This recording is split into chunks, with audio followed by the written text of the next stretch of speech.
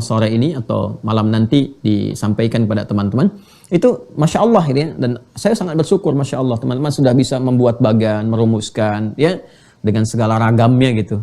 Luar biasa. Ada yang paling kreatif itu supaya nggak susah dibikin langsung thumbnail videonya. jadi bukan apa namanya tema-tema pembelajaran dan dalil, ini thumbnail videonya. Ya, jadi materi pertama disebutkan flyer video, kedua flyer taklim sampai ujungnya, gitu ya. Ya tapi lebih daripada itu saya ingin mengatakan bahwa ini semua ragam yang telah kita bahas ini pada akhirnya menjadikan kita mesti lebih memahami dengan baik tentang agama kita. Jadi kalau ada yang bertanya kenapa sih Anda memilih Islam, kita bisa jelaskan dengan runtut, dengan baik. Ya, kalau ingin dari persepsi internal di keislaman kita, jelaskan dari Al-Qur'annya, jelaskan di hadisnya. Kalau ingin bisa nanti dikomparasikan dengan struktur logika, misalnya jelaskan secara logika. Ini saya pilih Islam karena begini. Dari sisi ketuhanan jelas, dari sisi ibadah jelas, tidak ada persoalan, nggak ada kerumitan. Dari sisi muamalah, konsepsinya jelas, mengatur bimbingan dari bangun tidur sampai tidur lagi, bisa kita jelaskan dengan baik. Nah, itulah usuluddin. Jadi ini penting sekali ya, penting karena kekinian ini pokok dipahami betul ya. Nanti ada gerakan namanya orientalis dari sejak dulu itu. Nanti ada beberapa buku mungkin yang ingin saya tunjukkan juga. Itu memang riset-riset menunjukkan untuk menggoyahkan keyakinan itu jadi tumpuan yang paling utama, jantungnya di situ. Sebab kalau akidahnya sudah goyang ya sudah, syariatnya pun terputus. Sudah nggak gemar sholat, sudah nggak gemar puasa, sudah berpikirnya aneh-aneh dan sebagainya. Ya. Nah, itu yang dirugikan banyak nanti, selain diri sendiri, lingkungan juga akan dirugikan. Saya dulu masih belajar, kita atau mungkin yang semasalah setidaknya dengan saya, atau bahkan di atas saya, masih ingat kan? Kita belajar akidah dulu, akidah, akhlak. Coba lihat tingkat kriminalitas. Bandingkan dengan sekarang. Bisa terlihat. Ya, silahkan. Kalau ada sensus misalnya, riset tentang tindak kriminal, ya per harinya berapa nih indeks kriminal di Indonesia. Saya kalau paling gampang saya lihat aja di berita-berita itu, hampir setiap hari 85% itu negatif semua. Ya, baik kasusnya fahsya atau mungkar. Ya, fahsya yang kotor-kotor, yang jorok-jorok, perzinahan, selingkuh, ini itu prostitusi dan sebagainya. Bongkar dari kasus narkoba sampai perampokan, pembunuhan, macam-macam. Itu hampir setiap hari itu menghiasi berita-berita kita. 85% kurang lebih itu. Anda bisa bayangkan. Ya, dulu orang ada kejadian kecil saja, ada yang meninggal karena kejadian A, itu hebohnya bisa luar biasa. Satu kali, ini sekarang kayak sudah biasa. Ya, dan itu masih ada tuh akidah akhlak itu masih bisa dinikmati itu. Ya, tenggang rasa, toleransi, macam-macam dipraktekkan dengan sangat indah. Nah, ini ada sesuatu, coba dicek lagi. Saya tidak tahu ya, apakah di sekolah SD sekarang anak-anak itu pelajaran agama masih ada apa enggak tuh. Terus muatannya bagaimana tuh? Tereduksi atau memang diajarkan dengan cara yang baik? Kita berbicara dalam spektrum keislaman, ya. Dan kita menghormati di tempat-tempat yang ada mungkin sekolahnya nanti ada muridnya yang Kristen, yang Hindu, yang Buddha dan sebagainya. Nah, itu konsepsi dengan kepercayaannya masing-masing. Tapi pertanyaannya adalah, di murid-murid yang Islam itu masih ada nggak pelajarannya itu? Akidah akhlak. Kemudian nanti ada bukunya juga akidah Islam dan sebagainya. Ya, nah ini persoalan yang penting untuk dikaji. Jangan-jangan bukunya ada, penerbitnya ada, tapi gurunya nggak ada, gitu kan? Ini juga dicek ini. Ya, terus kualifikasi gurunya bagaimana tuh? Ya, sertifikasinya apakah sertifikasi yang memang keislaman atau sertifikasi yang pada standar-standar umum? Nah, ini juga penting untuk dilihat. Nah, jadi ini gambarannya kenapa disebutkan, kalau disebutkan akidah Islam berarti harus kuat. Kalau disebutkan usuluddin mampu menjelaskan. Dan ya, jadi kalau usuluddin nih kita harus mampu menjelaskan. Jangan sampai kita belajar nggak bisa kita jelaskan pada orang lain. Minimal ketika ditanya. Ya, atau untuk menguatkan kepada anak-anak. Anak-anak kecil kan pasti akan bertanya tuh. Ya. Mengapa sholat? Mengapa menyembah Allah? Allah itu siapa? Dan sebagainya. Nanti di Quran dijelaskan. Ini anak kecil bertanya begini jawabannya. Ya kan? Nah, remaja bertanya, begini jawabannya. Orang dewasa bertanya, seperti ini cara menjawabnya. Itu ada semua. Makanya kalau kita riset ya, Bapak Ibu sekalian, nanti kalau ngaji satu saat belajar tafsir turunannya, itu kenapa panggilan ayah ke anak ya? Kan dialognya selalu ayah dengan anak, kan? Ya, jarang dengan ibu, kan? Ibu biasanya doanya langsung kepada Allah untuk anaknya. Ya, seperti Hannah berdoa kepada Allah untuk Maryam. Tapi dialog terjadi nanti antara Yakub dengan Yusuf misalnya alaihi wassalam, Ibrahim dengan Ismail alaihi wassalam. Itu selalu dari ayah ke anak tuh bunai. Ya bunayya, ya bunayya, ya bunayya. Luqman dengan anaknya ya bunayya. Ya bunayya la tusyrik billah. Ya. Kemudian ya bunayya la taqsus ru'yak. La bunayya ya bunay. Semuanya bunay. Anak ke ayah itu abati. Ya, jarang kita dengar abi atau buya, selalu abati, abati, abati. Itu ada hikmahnya. Ada maknanya itu. Ya, nanti di satu saat kalau sudah masuk ke bagiannya, kita bisa jelaskan dan uraikan. Tapi saya ingin tegaskan bahwa di Islam itu ada metodologi gitu, untuk menjelaskan, menyampaikan. Secara psikologi ini masih begini, anak usia begini karakternya sudah begini. Itu ada pendalamannya tersendiri. Nah, dibawa ke nama-nama yang kemarin kita perdalam, kemudian kita sudah dapatkan ilmu tauhid, didapatkan usuluddin, akidah Islamiyah, fiqhul akbar, ya pemahaman tertinggi dalam agama. Fikih itu paham, mengerti. Syariat ada fikih. Salat ilmunya disebut fikih, ya kan? Kemudian zakat ilmunya disebut apa? Fikih. Umrah, haji, fikih.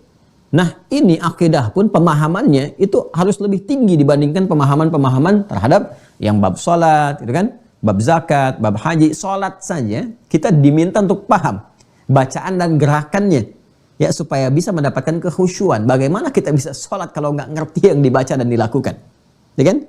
Itu ada fikihnya sendiri untuk memahamkan kepada kita supaya khusyuk, supaya feedbacknya dapat, implementasinya bisa diterjemahkan dalam kehidupan kita. Maka apalagi dengan pondasi, ya, yang pokoknya itu. Maka lebih tinggi lagi. Makanya Al-Imam Abu Hanifah menyebutnya dengan Al-Fiqhul Akbar. Betul-betul harus paham. Makanya sabar nih ya. Seperti Anda kalau di kampus itu belajar sabar, di SD sabar sampai ke ujian. Kalau perlu kita terus telahi, ditelateni satu-satu sampai ketemu tuh. Ini kenapa begini, kenapa begitu, kenapa kesini, kenapa begini, dalilnya apa, ininya apa. Sampai kita mengerti betul. Baik. Untuk diri kita. Kalau awam tuh cukup selesai. Syahadu an la ilaha illallah, salat, kerjakan, selesai. Ya, tapi bagi kita yang ingin mencoba untuk memahami dengan baik, gitu kan, mewariskan kembali, meneruskan kemudian jadi jariyah, itu akan lebih bagus pembelajaran seperti itu. Apalagi anak-anak yang belajar di kampus-kampus dengan jurusan yang spesifik, ya dengan namanya. Kemudian ilmu nadhru wal istidlal, ya ilmu nadhri wal istidlal. Bagaimana tentang meriset, menghadirkan dalil dan turunan-turunan yang lainnya yang terkemas nanti dengan pembelajaran yang telah kita hadirkan di kesempatan yang lampau. Nah, semua ini ketika kesan namanya beragam, kan? Diksi dan dilalahnya, penunjuknya, menunjuk kepada hal-hal yang sifatnya saling menyempurnakan, ini menunjukkan betapa pentingnya ilmu ini. Ya, betapa pentingnya. Karena itu saya ingin sedikit lengkapi dulu bacaan yang kemarin kita sempat bacakan sebagiannya. Saya ingin sedikit saja sampaikan tentang pendalilan. Ya, jadi apa yang saya sampaikan kemarin argumentasinya ini hujahnya ini.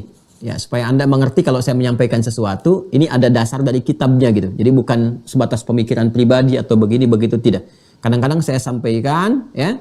Kemudian kalau kita baca kitab, ya isinya kita ketemu juga.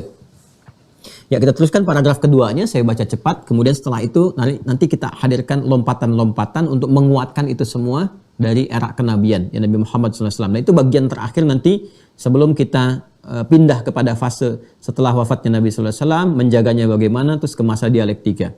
Dan selesai di situ. Bismillahirrahmanirrahim. Qala al-muallifani rahimahumullah. Ya, penulis buku ini ada dua orang. Ya, penulis diktat ini ada dua orang, teman-teman sekalian. Ya, Ustaz Dr. Abdul Hamid Al-Izz Al-Arab dan Ustaz Ali Ismail Al-Jeddah. Ya. Dua-duanya adalah dosen, masyayikh di Al-Azhar. Bismillahirrahmanirrahim. Hadhil asma wa in ikhtalafat alfadhuha wa tabayanat fa innaha muttafaqatul ma'ani. Dan nama-nama yang dimaksudkan yang kemarin kita tuliskan itu, ya ada ilmu tauhid, ilmu aqidah Islamiyah, usuluddin, fiqhul akbar dan turunan yang lainnya, ya kan, ilmu nadhar wal istidlal. Itu walaupun namanya terlihat berbeda-beda tapi menunjuk kepada satu substansi. Seperti yang saya sampaikan, ya. Tapi dilalah itu penekanannya, ya penunjukan penekanannya itu berbeda-beda, namun maknanya satu, menunjuk pada satu keilmuan yang serupa. Ya, hanya tadi kalau disebutkan akidah Islamiyah berarti ikatannya harus kuat. Ya, tauhid menunjukkan semua perbuatan terarah pada satu, ya Tuhan satu yang dipertuhankan yang Maha Esa, ya dan seterusnya seperti yang pernah saya sampaikan. Wa in kana al-ismul lafdhi bidzatihi yushiru ila qadhiyatin bi'ainiha hiya al-asas fi at-tasmiyati fadhalika li syuhratiha min qibal al-musamma wa syuhrah takhtalifu min 'alimin ila 'alim wa min makanin ila makan wa min zamanin ila zaman. Dan walaupun kita melihat lafaznya, ya kan, menunjuk kepada satu penekanan, ya dengan sendirinya, ya kan. Yang tadi saya sampaikan, ini kalau diterjemahkan tekstual kedengarannya lebih rumit, gitu kan. Hiyal asas fit tasmiyati, ini adalah dasar yang menunjukkan petunjuk pokok pada makna penamaannya. Tadi seperti yang saya sampaikan sebelumnya. Maksudnya apa? Walaupun ini maknanya beragam, tapi menunjuk pada makna yang serupa tentang bagaimana menguatkan keyakinan, tapi keragaman makna ini menunjukkan penekanan pada setiap namanya. Ya, penekanan pada setiap namanya. Seperti apa yang tadi saya sampaikan. Kalau akidah Islamiyah ke sini, ya kan? Kalau tauhid ke sini, dan nama-nama ini menariknya nih, ya, menariknya. Dia muncul dari masa ke masa sesuai dengan orang yang merisetnya, mendalaminya. Ya, jadi di masanya, misalnya istilah ini lahir nih di masa sahabat misalnya dikenal dengan ilmu A. Ya, di masa naik ke tabi'in dikenal lagi ketika diriset, oh ini maknanya ke sini juga, ada penguatan sisi ini dikenal dengan ilmu B. Ya, makanya di satu era dikenal dengan ilmu tauhid, di era lain dikenal dengan ilmu akidah Islamiyah, di era lain dikenal dengan fikul akbar dan seterusnya. Kenapa? Karena setiap ulama yang mengkaji itu menemukan manfaat-manfaat pembelajaran dari akidah ini. Jadi kalau kita mempelajari simpul iman ini, manfaatnya kurang lebih didapatkan beberapa manfaat yang secara pokok yang terangkum dalam nama-namanya. Jadi kalau Anda belajar ilmu ini, Anda bisa menjadikan semua kegiatan tertuju kepada Allah, maka disebut dengan ilmu tauhid. Kalau Anda belajar ini, maka kekuatan iman Anda akan terikat kuat dalam jiwa, maka disebut dengan ilmu akidah. Kalau Anda belajar ini, pemahaman pokok agama Anda menjadi kuat, levelnya tinggi, maka disebut dengan al-fiqhul akbar. Setiap kajian di setiap masa itu menemukan manfaat ini. Dan puncaknya ternyata menunjuk pada kesempurnaan fitrah. Ya, pada akhirnya fitrah kita akan terbimbing dengan pembelajaran dari nama-nama semua, nama yang melekat di sini. Jadi karena itu muallifan di sini menyebutkan min makanin ila makan, min zamanin ila zaman, dari waktu ke waktu, masa ke masa. Kalau ada nama baru yang dilekatkan kepada ilmu ini, yang dikaji ini, ya boleh jadi nanti akan muncul lagi penamaan, misalnya namanya adalah esensi agama, misalkan Nuwatuddin, tetap aja pada akhirnya akan kembali kepada satu makna yang serupa, tapi menunjuk pada keragaman makna dan kesempurnaannya. Wa kathratu hadhil asma tadullu ala makanati hadzal ilm, ya, dan ragam nama ini, banyaknya nama yang melekat kepada ilmu ini, tadullu ala makanati hadzal ilmi, ya, ini menunjukkan pada tingginya, ya, kedudukan ilmu ini, wa manzilatihi.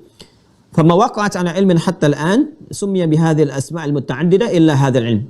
Ya, dan tidak didapati sampai detik ini. Ya, saya ulang ya, tidak didapati sampai detik ini ragam pengetahuan yang mendapati banyak nama pada pengetahuan itu kecuali disiplin ilmu ini, akidah ini. Ya, selaraskan dengan yang saya sampaikan kemarin. Saya sampaikan kepada Anda dengan bahasa yang lebih sederhana kan kemarin. Ya, kalau namanya banyak, ini menunjukkan bahwa ilmu itu istimewa. Seperti kalau orang banyak disifati dengan kebaikan, orang itu istimewa, orang itu baik. Ya, dan saya juga sampaikan di pertemuan yang lalu, di disiplin ilmu yang lain, khususnya syariat, itu namanya satu-satu saja. Jarang ada yang dua bahkan lebih. Sekarang sholat, ilmunya apa? Fikih, fikih sholat. Ya, kita belum pernah mendengar misalnya fikih apalagi selain nama sholat itu. Satu saja fikih sholat. Nanti dalamnya dibahas tentang cara dari mulai wudhu sampai dengan salam, ya, cara bagaimana menghadap kiblat, cara kemudian ruku, sujud dan sebagainya sampai dengan salam. Fikihnya ya fikih sholat. Ya, mau apapun gambarannya, mau turunan-turunannya tetap kalau masuk ke sunnah dijelaskan nanti babnya tahajud. Jadi bab di situ. Nggak pernah ada fikihnya fikih tahajud, subbabnya aja bab tahajud. Ya, pembahasan tentang ini babut taharah, dari babut taharah, bab tentang bersuci, kemudian masuk ke wudhu dan seterusnya fikih sholat. Zakat ya zakat, fikih zakat. Kan?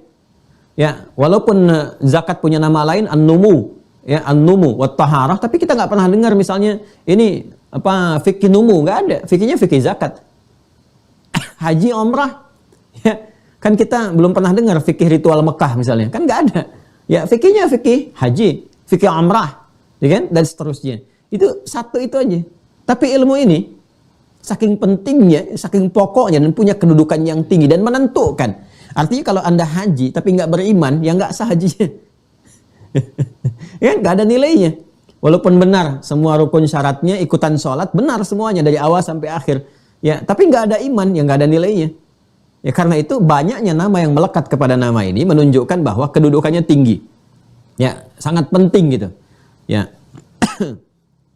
Kemudian saking pentingnya tidak ada yang dilekatkan nama-nama yang banyak kecuali melekat kepada nama akidah ini. Wa ilmu tasawuf wa in ta'addadat asma'uhu fa innahu la yasilu ila adadi. Walaupun ada misalnya seperti ilmu tasawuf, ya namanya ada tazkiyatun nafas, kan? Tasawuf itu kan nama lainnya ada tazkiyatun nafas. Tazkiyatun nafas itu ya tasawuf juga. Ya, tasawuf sifatnya cara penyaringannya disebut tasfiyah. Orangnya disebut dengan sufi. Ya, apa itu sufi, apa tasawuf, apa tasfiyah? Yaitu menyaring sesuatu yang kotor sehingga yang muncul yang baik-baiknya. Itu tasfiyah. Jadi kalau Anda melihat ada al-ma'us safi, kalau beli air itu di Timur Tengah ada al-ma'us safi, maksudnya air itu telah difilter. Ya, dari kotoran-kotoran sehingga yang lahir yang bersihnya saja. Alatnya tasfiyah. Ya. Makanya nanti kalau melekat ya kepada benda atau zat baik hidup ataupun benda mati misalnya disebutnya safi. Safi. Ya, muannasnya safiyah. Ya. Jadi kalau ada yang namanya Ibu Sofia misalnya atau Safi artinya itu orang yang bisa selalu memfilter hal-hal buruk yang mungkin ada pada dirinya sehingga yang keluar selalu yang baik-baik. Ya. Makanya Sofia itu nggak boleh marah tuh. Kalau namanya Sofia nggak boleh cemberut, nggak boleh berlaku yang jelek-jelek. Sofia itu dia bisa memfilter segalanya itu disaring dulu sehingga lahirnya semua yang baik-baik, nggak berkata kotor. Itu Sofia namanya. Ya, untuk laki-lakinya Sufi. Jadi Sufi itu nggak aneh-aneh sebetulnya. Ya, bukan pergi ke gunung atau ke gua dan sebagainya, tidak. Ya, maka latihannya lewat syariat, jalannya, tarekahnya. Ya, tarekah itu tarekah, jalan. Ya, suluk itu jalan, salik jalan. Ya, itu jalannya lewat apa? Lewat syariat. Puncak tertinggi lewat ibadah. Makanya ibadah itu kan membersihkan diri kita. Salat membersihkan dari fahsya dan mungkar. Inna salata tanha 'anil fahsya wal munkar. Filternya lewat apa? Lewat salat, lewat syariat. Jadi puncak tertinggi dari situ keluarlah syariat. Ya, dari syariat itu nanti muncul apa? Muncul ma'rifat. Ma'rifat kenal diri sendiri, kemudian ma'rifatullah. Maka muncullah apa yang disebut dengan turunan dari jim, ha, dan kha. Ya, dari mulai kha-nya tahalli, ya, menyingkirkan yang jelek-jeleknya. Kemudian tahalli, menghiasi dengan yang baik-baiknya. Tajalli, maka nampak keagungan dalam nilai ibadah itu, dalam nilai keagamaan itu. Nah, nanti kalau masuk babnya, dikaji, nanti kita akan turunkan. Bisa diturunkan itu. Tapi puncaknya apa? Puncaknya ya amalan, ya syariat. Ya, sholat yang baik, zikir yang baik, kemudian ngaji yang baik. Nah, itulah cara menyaring kita dari yang kotor-kotor supaya yang baik-baiknya itu muncul. Ya, nanti kalau kita sudah mendapatkan tempatnya, keadaannya disebut sofa namanya. Ya, makanya kan ketika sa'i itu dimulai dari sofa kan? Sofa itu maksudnya apa? Kalau ingin memulai sesuatu, sa'i itu usaha yang sungguh-sungguh, yang serius. Kenapa bukitnya disebut dengan sofa? Karena Sayyidah Hajar ketika akan mencari air untuk anaknya, Sayyidina Ismail alaihissalam, itu beliau itu berprasangka baik dulu. Ya, menafikan segala yang kotor-kotor, disaring. Berprasangka baik kepada Allah. Nggak mungkin Allah menetapkan di sini kecuali ada kebaikan. Nggak mungkin suami saya diberikan tugas untuk menempatkan kami di sini. Lalu setelah itu kembali lagi ya ke Kanaan, ke Palestina, kecuali pasti ada kebaikan. Allah sudah atur ini. Allah sudah siapkan. Nah, itu tasfiyah. Makanya ketika memulai tempatnya tinggi, sofa. Maksudnya apa? Kalau ingin memulai sesuatu itu jernihkan dulu pikiran kita. Baikan dulu, prasangka baik kepada Allah. Itu sudah setengah dari kesuksesan. Tinggal kita berusaha sebaik mungkin. Kadang-kadang kalau lihat peluang, cepat-cepat bergerak atau berlari kecil. Walaupun sampai ke atas itu, apa yang ingin kita harapkan itu belum tentu terdapat seketika. Mungkin fata morgana. Apa yang kita ingin capai itu marwah namanya. Boleh jadi sampai situ fata morgana, belum ketemu, turun lagi, naik lagi. Tiba-tiba kita putar-putar dapatnya di tempat dekat tetangga kita tuh yang jualan. Ya, saya kan begitu. Naik turun sudah 7 kali dapatnya Ismail, ya kan? Yang henta-hentakan kakinya itu. Dapatnya boleh jadi demikian. Mungkin bapaknya berusaha, Anda mengaji sekarang, menghafalkan Quran, hadis, tiba-tiba yang hafid anaknya. Itulah berkahnya itu seperti itu. Kita berdoa sekarang memulai, kita rintis dari sekarang. Mungkin yang dapat cucunya, yang dapat anaknya, itu selalu begitu. Nanti fikih doa pun begitu. Bapak, ibu, Anda, saya, kita merasa sukses sekarang dengan ilmu, dengan harta, dengan kedudukan. Jangan salah. Mungkin saham terbesarnya orang tua kita. Bapak, ibu kita dulu.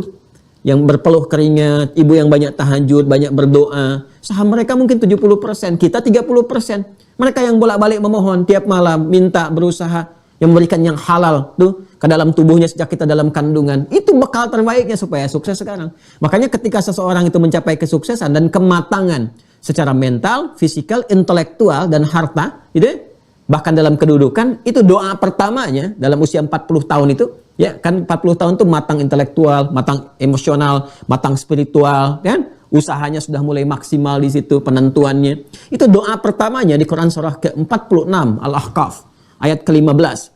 Ya, Santi Mira nih wajib hafal doa ini nih. Ya, langsung aja ke doanya tuh di pertengahan sampai ke ujung ayatnya. Rabbi auzi'ni an ashkura ni'mataka allati an'amta 'alayya wa 'ala walidayya.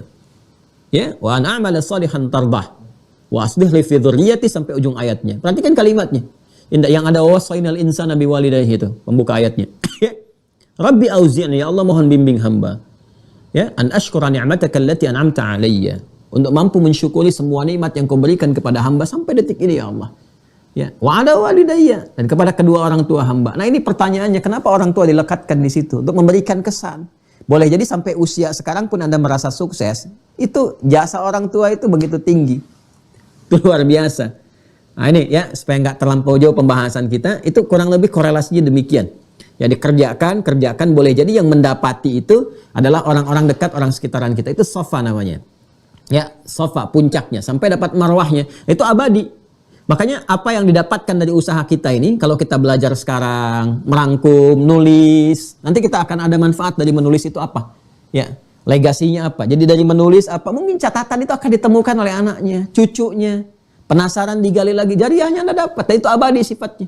Makanya Sayyidah Hajar ketika mendapatkan air itu ya untuk minum Ismail, ya, dengan izin Allah malaikat kemudian mengepakkan ya antara sayapnya itu, kemudian keluar air memancar. Apa kata ibunya? Zam zam zam zam zam. Ibunya tidak mengatakan ijma atau tajamma, tidak, tapi zam zam zam zam. Zam itu artinya kumpul jangan berhenti, kumpul jangan berhenti, kumpul jangan berhenti. Sampai sekarang nggak pernah berhenti airnya. Jadi kalau kita kerjakan niat karena Allah, ikhlas, tasfiyah, menepikan segala yang nggak penting, tujukan semua karena Allah, merawat anak karena Allah, ya kan? Kemudian belajar karena Allah, bekerja karena Allah, itu legasinya abadi, terkumpul terus terwariskan sampai anak cucu. Itu yang nanti akan dikumpulkan di akhirat bersama-sama semuanya. Di Quran surah 52 ayat 21. Ya, At-Tur ayat 21. Walladzina amanu wattaba'athum dzurriyyatuhum biimanin alhaqna bihim dzurriyyatahum wa ma alatnahum min 'amalihim min syai' kullu imri'in bima kasaba rahim. Dan orang tua yang beriman itu diikuti oleh anak-anaknya, semua kompak beriman, diteruskan legasi amal salehnya, kami akan kumpulkan mereka semua di surga. Dan kami nggak akan sia-siakan sedikit pun harapan mereka untuk mewujudkan itu. Jadi kalau Anda, saya, kita sekarang menyiapkan itu, dan diniatkan karena Allah, itu dinilai. Dinilai itu. Tapi kullu mri'in bima kasaba rahin, kata Al-Quran, itu pilihan. Anda mau kerjakan, silahkan. Tidak, resiko masing-masing. Itu ya. Nah, jadi kalaupun ilmu tazkiyatun nafas, tadi kan tasawuf itu sama dengan tazkiyatun nafas itu. Ya, intinya sama dengan itu. Walaupun namanya ada beberapa penyebutannya, menunjukkan itu juga penting, jadi tazkiyah nafas itu penting, tapi akidah lebih penting. Karena itu namanya lebih beragam, lebih banyak dibandingkan dengan nama yang melekat pada ilmu tazkiyatun nafas atau tasawuf atau turunannya. Wa qad dzakara al-ulama'u ta'rifatan 'adidatan wa qad dzakara al-ulama'u ta'rifat 'adidah 'ala مر العصور لهذا العلم وكان أقدم تعريف وصل إلينا ما ذكره أحد الأئمة المجتهدين في القرن الثاني الهجري هو الإمام أبو حنيفة النعمان بن ثابت توفي 150 هجرية مؤسس المذهب الفقهي المعروف. Ya, di antara nama yang populer dari yang banyak itu adalah nama yang dihadirkan atau ditampilkan oleh Imam Abu Hanifah An-Nu'man yang wafat tahun 150 Hijrah. Ya, berarti abad kedua Hijrah nih. Masanya itu sangat dekat ke sahabat, berarti tabi'in beliau. Ya, dan termasuk umat terbaik. Ini termasuk salaf, umat terbaik di kalangan-kalangan masa lampau. Ya, kurang lebih di masa kedua Hijrah. Jadi masa kedua Hijrah itu masih terjaga tuh. Ya, terjaga referensinya lebih dekat ke masa era-era sahabat ke Nabi sallallahu alaihi wasallam, ya. Jadi dari masa sahabat ke tabi'in, biasanya era awal ke abad kedua Hijrah itu sudah masuk golongan tabi'in. Tabi'in. Setelahnya itu tabi'in. Nah, itu orang pertama kali memberikan penamaan kepada ilmu ini ya untuk membedakan dengan ilmu-ilmu syariat yang lain, itu diantaranya Imam Abu Hanifah yang wafat tahun 150 Hijrah. Jadi begitu Abu Hanifah meninggal, wafat An-Nu'man, ya, beliau meninggal dunia, Imam Syafi'i lahir di tahun yang sama, 150 Hijrah. Ya, 150 Hijrah. Ditengahi nanti oleh Imam Malik. Imam Malik lahir di Madinah, lahir, tumbuh, berkembang, wafat di Madinah. Itu Imam Malik bin Anas. Ya, Imam Syafi'i lahirnya di Gaza, sekarang Gaza, Palestina. Nanti tumbuh berkembang di Mekah, mendalami bahasa Arab, terus nanti berkelana ke Madinah, belajar ke Imam Malik, terus sampai nanti sempat ke Irak, kemudian berakhir di Mesir. Imam Syafi'i, muridnya Imam Ahmad bin Hanbal, lahir sekitaran tahun 163-164 Hijrah. Ya, kurang lebih 14 tahun lah setelah Imam Syafi'i, lahir Imam Ahmad bin Hanbal. Dan itu nanti menarik tuh, antara pendidikan Imam Syafi'i dan Imam Ahmad itu ada kemiripan. Sama-sama ibunya single parent. Ya, sama-sama single parent. Itu menarik. Ya, nanti lain waktu lah pas masuk bab yang lain ya, supaya kita nggak terlalu melebar gitu pembahasannya. Jadi Imam Abu Hanifah, ya beliau mengatakan, yaqulul imamu fi fiqhil absat. Ya, Al-Imam Abu Hanifah mengatakan, menyampaikan, i'lam anna al-fiqha fid din afdal min al-fiqh fil ahkam. Ya, ketahuilah bahwa memahami fid din dalam pokok agama afdalu min al-fiqh fil ahkam. Itu lebih utama. Ya, lebih utama, lebih penting dalam memahami fikih-fikih dalam hukum-hukum terapan. Ya, maksudnya hukum-hukum syariat, fikih salat, fikih puasa, fikih zakat dan sebagainya. Ya, bukan berarti ini nggak penting, penting juga. Pokok salat, nggak paham bahaya. Salat subuh nggak paham berapa rakaatnya, bisa 4, nah, bisa fatal, keliru. Tapi agama untuk urusan ad-din itu lebih pokok. Ya, akidah lebih pokok. Ya, karena itu apa yang terjadi? Yang terjadi adalah beliau menjadikan penamaan ini untuk fikih akidah ini ya, terkait dengan tauhid, menjadikan di atas semua ini yang paling besar, yang paling agung. Maka beliau namai fikih ini dengan fikul akbar. Itu orang pertama yang menamai dengan fikul akbar Al-Imam Abu Hanifah. Seperti saya sampaikan kemarin, ya. Dari mana taunya? Teruskan. Fil ahkam wal fiqhu ma'rifatun nafsi ma laha wa ma 'alaiha. Ya, wa ma yata'allaqu minha bil i'tiqadat wal fiqhul akbar. Ketemu nih. Sedangkan fikih pada dasarnya adalah ma'rifatun nafsi, mengenal diri kita, malaha wa ma'alaiha, apa yang boleh dikerjakan, apa yang nggak boleh.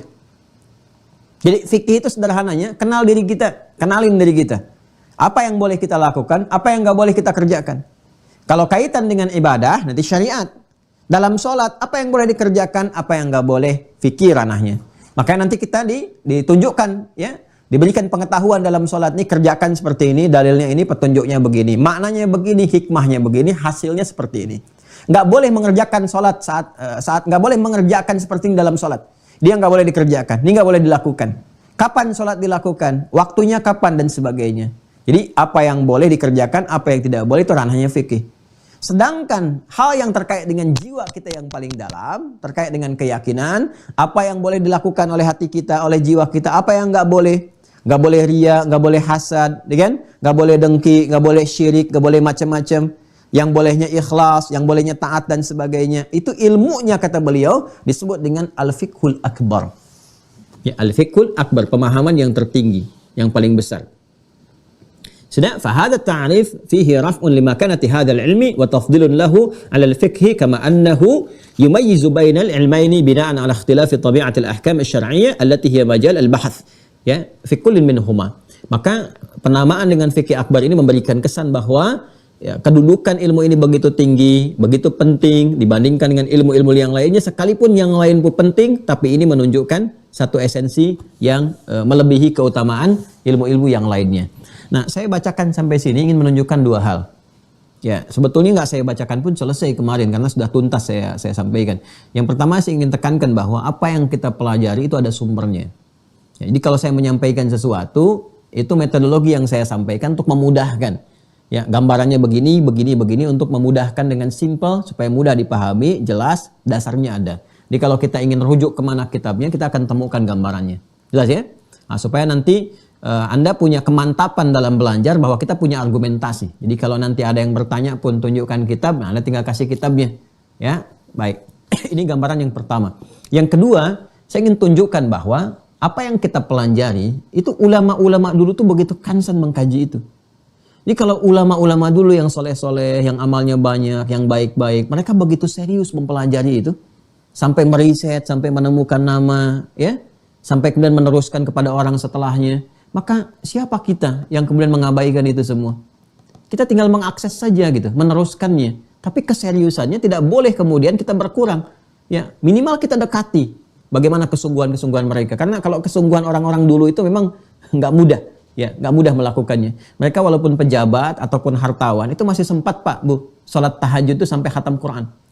Imam An-Nawawi itu punya kitab At-Tibyan fi Adab Hamalatil Quran. Bagaimana beliau menunjukkan di situ, ya, Utsman bin Affan, Abdurrahman bin Auf radhiyallahu taala anhuma, termasuk Tamim Ad-Dari radhiyallahu taala anhu. Itu kan orang kaya-kaya itu.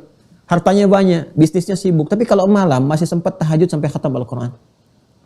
Al-Imam Asy-Syafi'i misalnya, sibuk luar biasa, ngajar sana sini, waktunya habis untuk mengajar, faqih luar biasa. Tapi masih sempat tilawah Quran, setiap hari sekali khatam. Setiap hari, Ramadan 2 kali siang dan malam. Ini bisa dibayangkan bagaimana kesungguhannya itu untuk bermujahadah, bertaqarrub ila Allah Subhanahu wa taala. Jadi saya ingin gambarkan kenapa saya mulai dengan ini sebelum saya terangkan tentang pokok-pokok surah yang memberikan kekuatan pada jiwa kita di Fatrah Makkiyah. Ya, saya hadirkan dulu ini untuk memberikan kesan kesungguhan kita dalam belajar. Jadi jangan sampai saya aja serius menyampaikan bahwa kitab-kitab dan sebagainya, nah, maka andanya misalnya nggak fokus dalam menyimaknya, sayang. Ya, sayang. Jadi takutnya nanti lompat-lompat pemahaman, dari situ tidak sempurna nanti pengamalan yang dikerjakan. Tapi kalau nanti ada kesibukan dan sebagainya, nanti kita tampilkan dalam rekaman di Mira, Anda bisa kaji kembali dari awal sampai ke ujungnya. Kalau sudah paham ini, sekarang pertanyaan besarnya. Dari semua nama yang melekat itu, yang bisa mengikat jiwa, memberikan cahaya, pedoman, kekuatan untuk beramal dan sebagainya, apa bimbingan langsung Al-Qur'annya? Ya, di fatrah atau di masa-masa pendidikan akidah itu.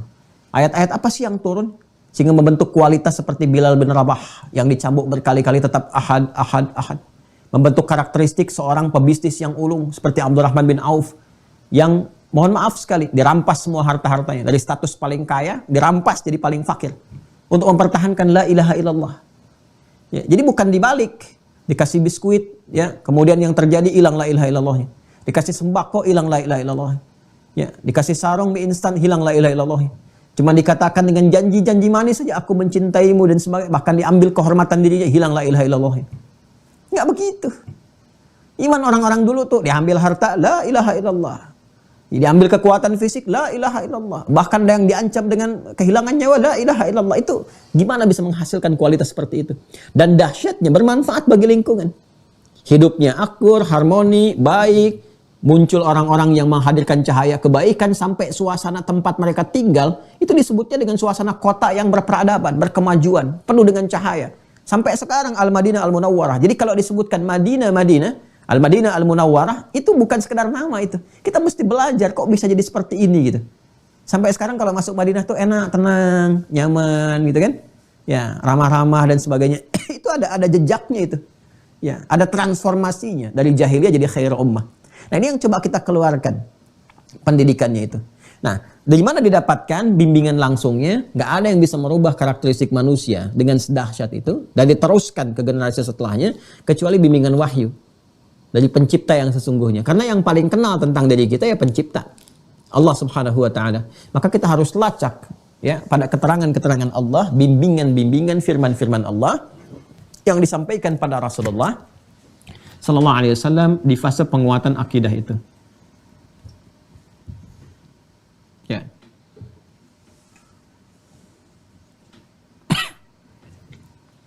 Wahyu diturunkan oleh Allah Subhanahu wa taala, kan? Oleh malaikat Jibril, umumnya seperti ini, alaihi salam, kepada Rasulullah Muhammad sallallahu alaihi wasallam, kan? Dan bentuknya apa? Bentuknya Al-Qur'an. Firman Allah berupa Al-Qur'an. Ya, diturunkan di bulan Ramadan. Di Quran surah ke-2 Al-Baqarah ayat 185.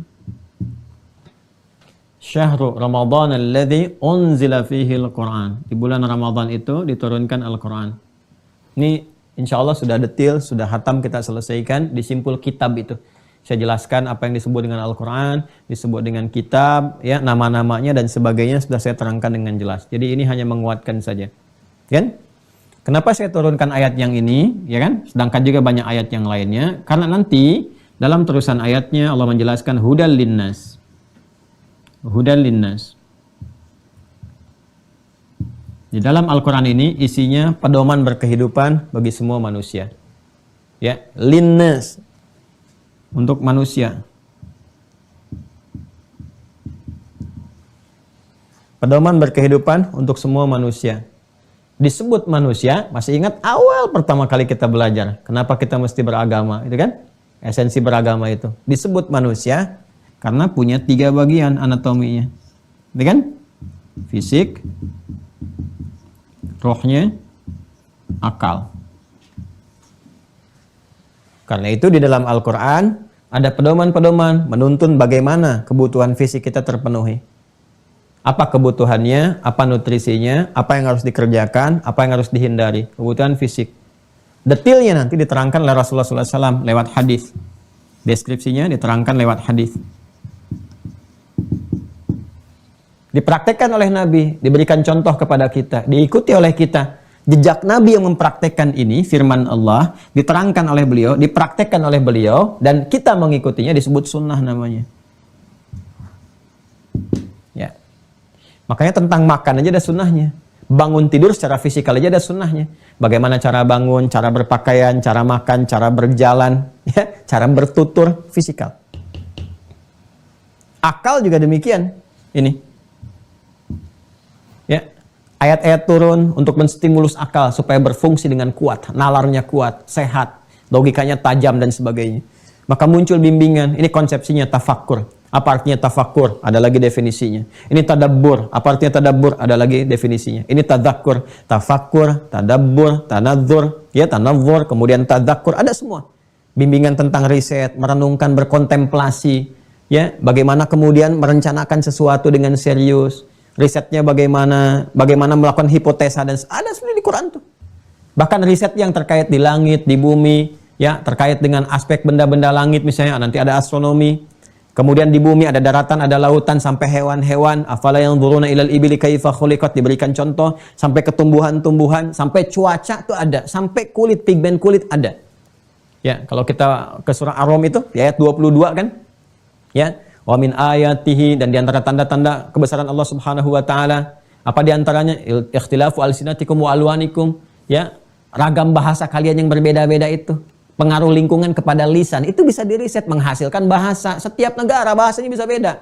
Bahkan menariknya, satu negara bisa beda-beda. Di Indonesia ini ada berapa bahasa dialeknya? Bahasa daerahnya. Itu bisa diriset. Ya, itu kemana tuh? Dari mana sumber suaranya? Dari tubuh kita, diteliti itu. Makanya di bahasa Arab itu ada makharijul huruf. Berdasarkan tarikan nafas, itu ada tempat hurufnya. Itu kalau bisa mampu belajar itu, dipakai bahasa apapun bisa mudah. Karena risetnya, ya, kalau bahasa Indonesia, di mana umumnya nih? Mana yang paling optimal? Ya, mana yang paling dominan di antara bagian makharijul huruf itu? Oh, keluarnya banyaknya dari sini. Dipelajari, keluar cepat itu. Kalau Cina bagaimana? Inggris bagaimana? Arab bagaimana? Itu kalau kita mampu mengetahui makharijul huruf, sifat huruf, itu mudah kemudian untuk diteruskan. Ini riset. Pigmen kulit wa alwanikum, kesesuaian dengan cuaca, dari sini muncul riset tentang cuaca. Semua ada ini, asalnya dari sini. Dan puncaknya ini roh. Ya, kebutuhan roh ada di sini semua di Quran. Apa yang dibutuhkan, ya, apa untuk menguatkan roh bagaimana, ya, nutrisinya seperti apa. Nah, nutrisi ini yang kita jelaskan dari awal itu, nutrisinya kalau ini secara fisikal, ya kan, makanan-makanan fisik, ya, nutrisinya karbohidrat, protein, macam-macam dan sebagainya untuk menghidupkannya, termasuk olahraga. Kalau ini nutrisinya ilmu, pengetahuan, ini nutrisinya ad-din, agama. Makanya fitrah manusia itu beragama. Ini yang saya sampaikan di awal kan, masih ingat ya? Ya kan? Nah, kenapa kita memilih Islam sebagai ad-din? Nanti ada penjelasannya lagi, silahkan rujuk ke video awal. Ya, Islam yang paling jelas menerangkan konsep beragama. Dari sisi ketuhanannya jelas, tidak rumit, gak susah memahami, gak banyak polemik dan seterusnya. Dari sisi ibadah jelas, diterangkan dari awal sampai akhir, termasuk maknanya, hikmahnya, dampaknya, feedbacknya. Ya, sampai ke muamalah, jelas tuntunan dari bangun tidur sampai tidur lagi, petunjuk jelas. Dan semua informasi tersambung, ya, kepada satu sosok utamanya, Nabi Muhammad SAW. Dan dari Nabi Muhammad langsung sanadnya ke Allah Subhanahu wa taala, sumbernya. Di mana ada tuntunan kepada kita mengajarkan yang semua ajarannya tersambung kepada satu sosok yang sama. Ya, kepada Rasulnya, dan langsung mendapatkan petunjuknya langsung dari Rabbnya. Oke, kalau kita kerjakan terpenuhi semua aspeknya. Nah, pokok dari sini ad-dinnya itulah akidah. Asasnya. Ya, pokoknya. Ah, jadi kalau ada misi kerasulan datang mengajarkan pertama kali tentang tuntunan ad-din dalam berkehidupan yang mencakup kebutuhan ini semua, ya, maka logika kan mengatakan pasti diberikan yang pokok dulu kan? Ya, di mana-mana kalau ingin memberikan sesuatu pasti yang pokok, setelah itu baru yang cabang, ya kan? Ya, makanya sholat yang pokok dulu dalam ibadah kan, harta yang pokok dulu, zakat, baru cabangnya kan, yang lain-lainnya. Ya, kita kalau akan belajar juga diterangkan yang pokok-pokoknya dulu kan, dari SD, ya kan? Ke SMP dan seterusnya, baru dicabangkan di perkuliahan dan seterusnya, detailnya disampaikan, prakteknya, ya kan? Baru dapat ijazah, kebolehan untuk mengamalkan apa yang telah dipelajari itu.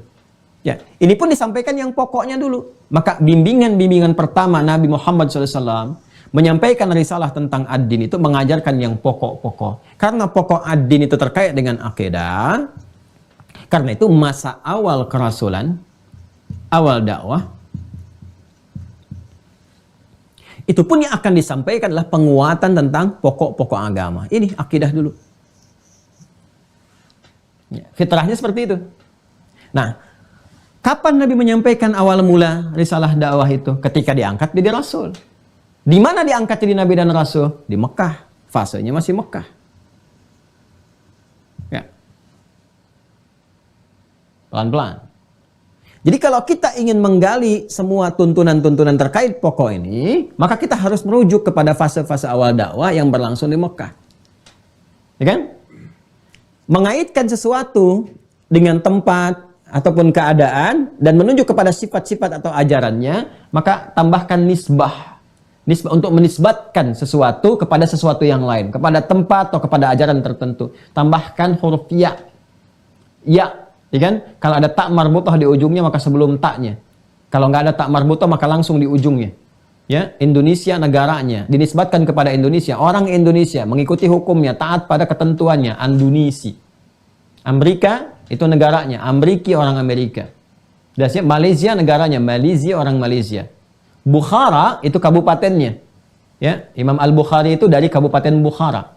Kan namanya Muhammad bin Ismail bin Ibrahim bin Al-Mughirah bin Al-Bardizbah di kecamatannya Ju'fah, kabupatennya Bukhara, provinsinya Khurasan, negaranya sekarang Uzbekistan. Kan makanya Al-Bukhari. Nah, ini sudah ada Makkah nih, Makkah. Ya, sudah ada tak karena ada tak marbutah di ujungnya, tinggal tambahkan ya nisbah di sini. Sebelum tak ada ya di sini. Ya, maka disebutlah dengan Makkiyah, Makkiyah. Ya, segala yang terkait dengan Makkah, aspek awal dakwah. Nah, maka yang perlu kita kaji adalah apa yang Allah turunkan nih kepada Nabi Muhammad di fase Makkah ini. Ya kan? Karena terkait dengan Al-Quran, pasti semuanya Al-Quran. Kan wahyu itu Al-Quran turunnya. Al-Quran. Yang langsung dari Allah, ya, lafadznya, maknanya, dari malaikat, itu Al-Quran. Kalau diilhamkan maknanya, dijelaskan. Ya, pengertian-pengertiannya, tapi maknanya dari Allah diberikan, bimbingannya berupa wahyu, lafadznya Nabi terangkan, detailnya. Ya, dari bahasa beliau, itu hadis namanya. Ya, semuanya mengacu kepada tuntunan wahyu. Wa ma yantiqu 'anil hawa in huwa illa wahyu yuha di surah An-Najm itu. Nah, maka yang harus kita keluarkan adalah surah-surah apa nih? Ayat-ayat apa yang turun ya, dari Al-Quran ini di fase Makkiyah. Yang dengan itu kita bisa mengetahui, oh ini rupanya ajaran pokok di akidah ini. Yang melahirkan kualitas keyakinan seperti Bilal bin Rabah, Abdurrahman bin Auf, sahabat-sahabat mulia yang lainnya. Ya, Hamzah bin Abdul Muttalib, ya radhiyallahu taala anhum jami'an, yang hebat-hebat itu. Ammar bin Yasir, ibunya yang bahkan saat mengandung dieksekusi, tembus pedangnya sampai ke janinnya dan sebagainya, hanya mempertahankan la ilaha illallah. Ya kan? La ilaha illallah. Ini. Nah, ini yang harus kita keluarkan. Nah, kemudian diriset oleh para ulama, dilihat berdasarkan keterangan-keterangan yang sampai ya dari ayat-ayat, surat-surat yang disampaikan terus. Wah, kita itu lengkap sekali, Masya Allah. Ya, saat Nabi di Mekah, apa saja ayat-ayat yang turun, surah apa saja. Bisa dilacak, diketahui, dan itu valid. Valid. Ya, silakan Anda gali ya. Anda bandingkan, ini untuk menguatkan keyakinan kita saja di Islam ya. Anda silakan komparasikan. Cari di kitab-kitab yang disucikan, di keyakinan-keyakinan tertentu. Bisa dicek nggak? Kapan kitab itu ada? Kapan dibuatnya? Siapa yang buat? Siapa yang nulis? Benar-benar wahyu atau bukan? Kalau kita jelas, kalau keterangan catatan itu bukan wahyu. Ya, keterangan atas kitab, catatan itu tafsir nanti. Ada terjemah, ada tafsir. Dan itu cara berinteraksinya nggak seperti Qur'annya. Kalau Qur'annya mutlak, ya kebenarannya. Ya tafsir penjelasan berdasarkan keterangan-keterangan nanti yang didapatkan. Itu pun kualifikasinya dicek kembali. Ya kalau keterangannya benar, digali lagi. Ada ilmunya lagi nanti, ilmu tafsir. Cek dulu, benar nggak penafsirannya. Ya, kalau sesuai dengan dalilnya, terima, sahih. Kalau enggak, tinggalkan, jauhi. Jadi kita sampai ke situ tuh. Ini bisa dilacak. Nanti setelah Nabi kemudian hijrah ke Yathrib, ke sini arahnya, kan? Hijrah ke Yathrib yang kelak jadi Al-Madinah, Al-Munawwarah, kan?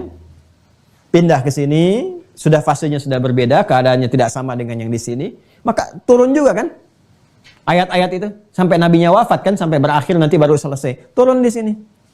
Nah, nanti fase yang di sini disebut dengan Madaniyah namanya. Ya. Setelah Nabi hijrah disebut dengan Madaniyah. Nah, sekarang yang pokok yang kita pelajari yang ini. Sampai Nabi meninggal, selesai Rasulullah SAW, baik yang di Makkiyah ataupun Madaniyah, itu turun sampai sekarang masih valid, masih nyata. Dan gak ada yang berubah sedikit pun. 114 surah, 30 juz Al-Quran. 114 surah, 30 juz. Ya. Ada yang menghitung bahkan sampai ke ayat, 6.236 ayat. 6.236 ayat. Dihitung. Dan gak ada yang berubah sedikit pun. Ya, dari Al-Fatihah sampai dengan Minal Jannati wan Nas. Persis semua sama. 114 surah. 30 juz. Nah, dari 114 surah ini, yang turun di fase ini, fase awal-awal ini, itu ada 86 surah. Berarti selebihnya di sini, berapa? 26 surah. 26 tambah 86, 114 kan? Ya, 86 sampai dengan 26. Ya. Kenapa? 28, maaf, 28. 86 dengan 28. Ini 28 surah, ini 86 surah. Pas ya? Yang di Makkiyah 86 surah, satu. Madaniyah 28 surah. 86 tambah 28 114. Pelan-pelan. Sekarang pertanyaannya, ini suratnya lebih banyak nih. Ini kelihatannya sedikit, 28. Pelan-pelan. Ini kelihatannya lebih banyak, ini kelihatannya lebih sedikit. Walaupun di sini biasanya agak lebih panjang dibandingkan dengan ini, karena penjelasan syariat. Ya kayak Al-Baqarah, Ali Imran, ada di sini semua nih. Ya, ini kelihatannya lebih banyak. Cuma suratnya rata-rata simpel-simpel. Ada beberapa yang panjang. Ya, tapi umumnya simpel-simpel. Al-Ikhlas, Al-Falaq, An-Nas, Juz Amma kan simpel-simpel ya. Umumnya ada di sini. Nah, kalau kita lihat perbandingannya teman-teman sekalian, ini 114 surah, 30 juz, sempurna semuanya. Yang ini 86, ini 28. Karena di sini, pokok-pokok surat yang penting ini, yang turun, ini menunjuk kepada aspek ini. Dimensi akidah. Ini pondasinya. Ini memberikan kesan bahwa saking pentingnya fase ini, saking pentingnya pondasi ini, ya, itu sampai surat-surat yang turun pun, itu luar biasa penguatannya. Sampai 86 surah, Anda bisa bayangkan. Ya, walaupun kelihatannya simpel-simpel, berdasarkan peristiwa-peristiwa, fase-fase awal, suratnya begini, kan? Nanti turunnya kadang sekian ayat dulu, dan sebagainya. Ya. Di sini, kalau sudah kuat ininya, sudah kuat, ya nggak usah banyak-banyak dikasih. Ya, satu surah kerjakan, sami'na wa ata'na. Dua surah turun, sami'na wa ata'na. Surah-surah turun, sami'na wa ata'na. Detil di sini. Ya. Karena itu saya ingin katakan bahwa ini yang coba kita turunkan nih. Ada surah apa saja di sini, 86 surah ini. Berdasarkan urutan-urutannya saat diturunkan. Nanti saat semuanya telah selesai, kurang lebih selama 23 tahun, menyatu menjadi satu, inilah sesuatu yang sangat indah. Muncul lagi kemukjizatan yang sangat luar biasa pada Al-Quran. Maka diurutkan berdasarkan petunjuk ya dari Allah Subhanahu wa Ta'ala lewat malaikat Jibril dengan tauqif itu, yang saat saya jawab pertanyaan dari salah satu jamaah itu ya. Maka urutan yang diturunkan ini dari fase Mekah, kemudian fase Madinah, setelah selesai tuntas semuanya, turun, maka diminta oleh malaikat kepada Rasulullah SAW, urutkan ya kesemuanya itu, dari mulai Al-Fatihah sampai dengan An-Nas. Dan urutan inilah yang sampai kepada kita sekarang, dan menjaga keutuhan Al-Quran. Validitasnya, keutuhannya, dan Masya Allah, ternyata dengan urutan ini, yang tadinya turun berdasarkan kebutuhan, ya, ada peristiwa ini, turun ini, ada peristiwa ini, turun ini, ya, sebabnya ini, turun ini. Sebab jamannya asbab, turun disebut nuzul, maka muncul asbabun nuzul. Ya, Karena ada kejadian begini, turun surah. Ada kejadian begini, turun ayat. Yang paling menarik ketika disusun ayatnya dari Al-Fatihah sampai dengan An-Nas, maka ini jadi pedoman utuh bagi semua manusia. Yang tadinya turun satu, karena kasus ini, nggak ada kasus pun bimbingan turun, gitu kan? Ya, berdasarkan nuzulnya. Jadi begitu disatukan semuanya, disusun seperti ini, maka urutan itu sempurna untuk semua makhluk di setiap masa. Ini dahsyatnya Al-Quran. Makanya kenapa yang kita baca sekarang berdasarkan urutan tauqifi yang dihafalkan, ya, yang dihafalkan, dibaca, ditelaah berdasar urutan ini bukan mengacu kepada asbabun nuzul, karena ternyata di antara rahasianya dengan susunan seperti ini, masya Allah kita temukan berlakulah pedoman umum bagi setiap masa. Yang tadinya satu-satu turun di setiap kejadian-kejadian, begitu diurutkan ke sini sempurna, lengkap dan berlaku bagi semua umat, semua generasi. Dan dengan susunan ini terjaga sempurna. Ketahuan satu bergeser hurufnya, ketahuan ada yang salah. Jadi kalau Anda ngaji Quran dengan standar misalnya, yang 15 baris pun, atau yang 18 baris pun, geser satu kalimat, satu ayat saja, Anda tahu, oh ini ada yang salah ini. Dengan susunan seperti ini. Ya, mukjizat yang terakhir apa? Ya, dengan hafalan. Dengan susunan seperti ini, Masya Allah, hafalan itu begitu cepat, mudah. Al-Fatihah sampai dengan An-Nas. Anda mau mulai dari juz 30 dulu, bisa dimudahkan. Tersusun rapi. Ya. Anda mulai dari depan, dimudahkan.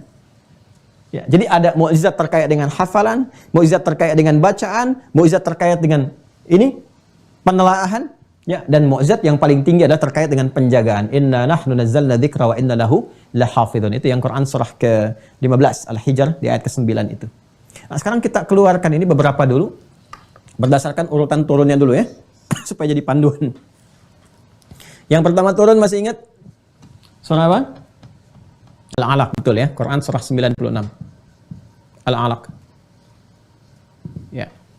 Fase pertama turunnya 5 ayat dulu ya, 1 sampai 5. Pelan-pelan tuh. Kita sampai temukan ke Al-Fatihah dulu ya. Sampai ke Al-Fatihah kita urutkan. 2. Jangan khawatir, saya sudah ada tabelnya. Sampai 86 ini saya ada tabelnya. Nanti teman-teman tinggal sekarang catat dulu sampai 5, selanjutnya nanti insya Allah akan di-upload ya. Di-upload nanti diturunkan. Setelah ini turun apa? Al-Qalam. Quran surah ke-68. Yang di urutan mushaf ya. Kalau saya tunjukkan ini urutan mushaf. Surah Al-Qalam.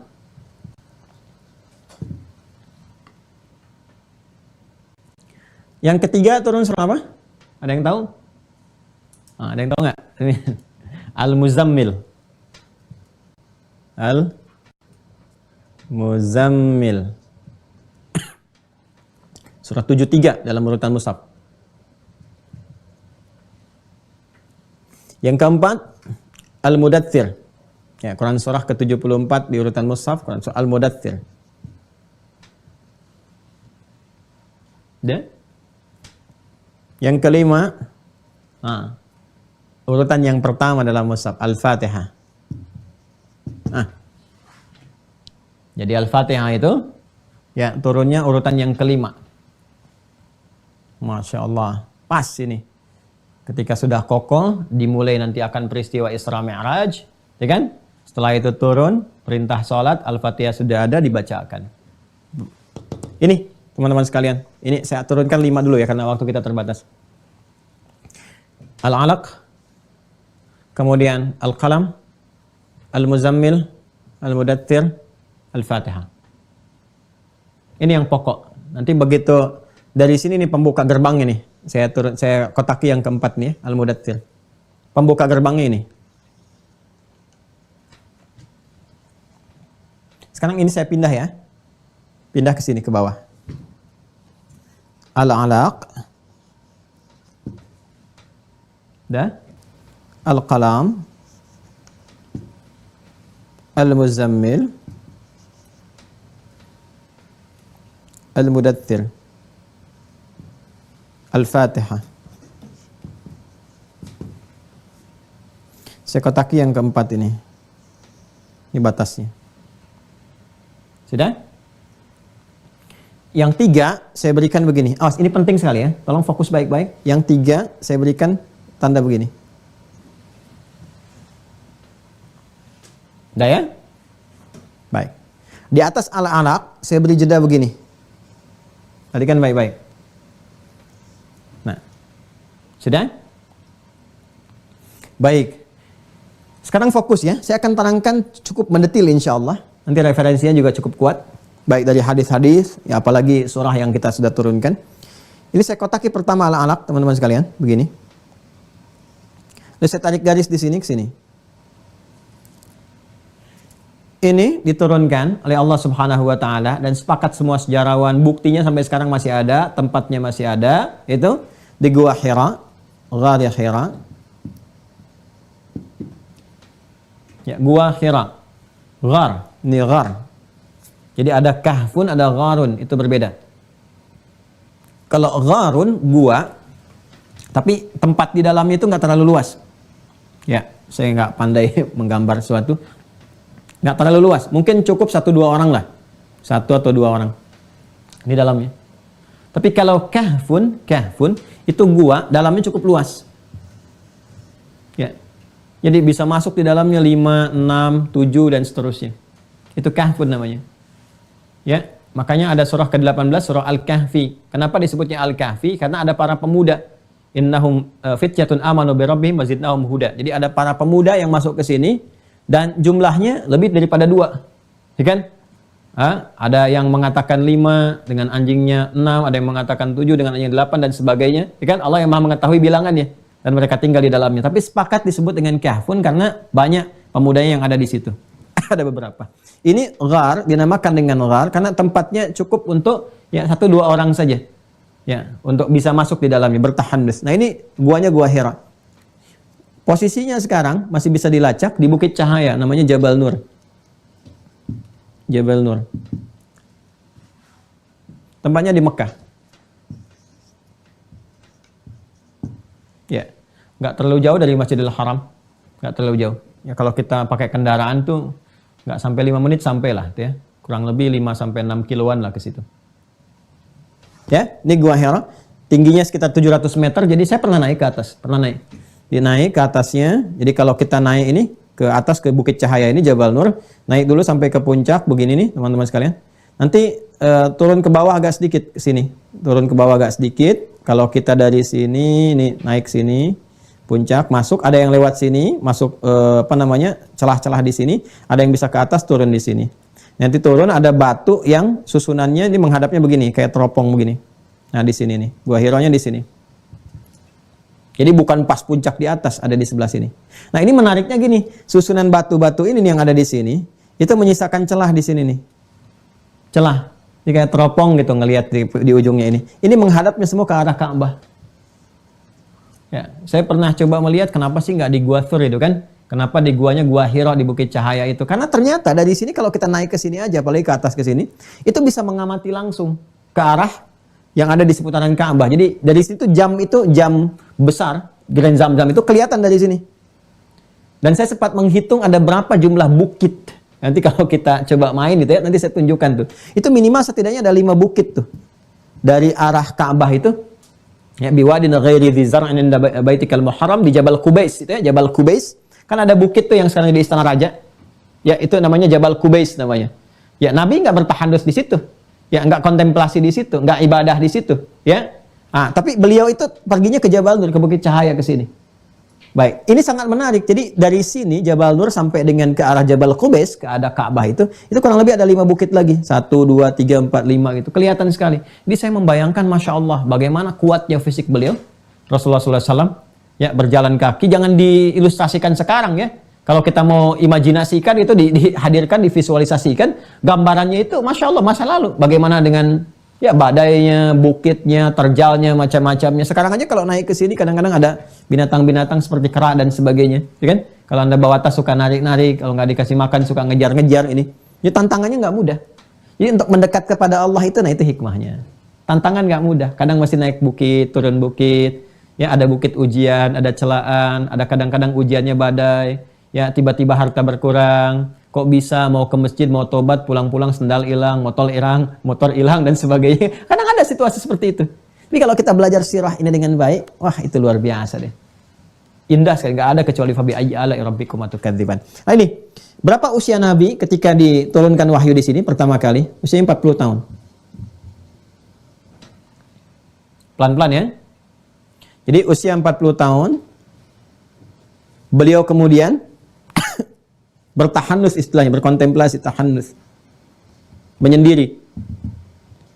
Ya, tahanus. Tahannas ya tahannas. Ini menyendiri, berkontemplasi, merenungkan berbagai hal. Kenapa ini dilakukan? Nah, ini pertanyaannya. Karena kurang lebih, ini yang saya kasih tanda di sini nih. Kurang lebih 6 bulan sebelum beliau memutuskan untuk menyendiri merenung ini, ya, merenung berkontemplasi, kan ada kalanya kita kalau ada sesuatu yang terjadi, saya ingin menyendiri dulu, ya. Ada sesuatu terjadi, kita banyak mengalami ini, itu saya ingin menyendiri dulu deh, ingin relax dulu, gitu kan? Ya, kadang-kadang ada yang liburan, ada yang pergi kemana dan sebagainya. Ini Nabi mengalami satu situasi kurang lebih 6 bulan. Beliau bermimpi, mimpinya nggak seperti biasa. Ru'yah shadiqah. Ya, kayak ada mimpi yang mengarahkan, ada mimpi memberikan arahan-arahan, mimpi ini, mimpi itu. Ini ru'yah shadiqah, ar-ru'yah shadiqah. Ar-ru'yah as-shadiqah. Ya. Makanya para nabi itu bab kenabiannya rata-rata dimulai dengan mimpi. Nabi Yusuf kan dimulai dengan mimpi. Ya kan? Ya, Nabi Ibrahim kan mimpi. Bagaimana menyembelih anak dan sebagainya. Ya, yang diganti jadi kibas itu. Ya, Nabi Yusuf bermimpi, Nabi siapa lagi? Nabi Ibrahim juga bermimpi. Para nabi dimulai seperti itu, ru'yah shadiqah. Makanya di kita itu ada bab mimpi. Bab mimpi pun ada babnya sendiri. Nabi Muhammad juga demikian, ya, menghadirkan fitrah kenabian, diberikan pendahuluan lewat ini. Maka beliau renungkan. Ya, dengan keadaan seperti itu sambil melihat kaumnya. Di satu sisi diberikan gambaran, perilaku-perilaku yang nggak baik tuh begini. Terus ada petunjuk-petunjuk, ya. Mimpi, melihat ini, melihat itu dan sebagainya. Nanti di pembuka Al-Bukhari itu kita temukan dalam hadis-hadis sahih. Ya, Sayyidah Aisyah mengatakan awal pertama pendahuluan menjelang wahyu itu ar-ru'yah shadiqah, mimpi yang benar. Dari mimpi itu kemudian ya diskusikan dengan istri tercintanya Sayyidah Khadijah dan sebagainya sampai beliau memutuskan untuk merenungkan apa korelasinya nih dengan keadaan masyarakat yang begini.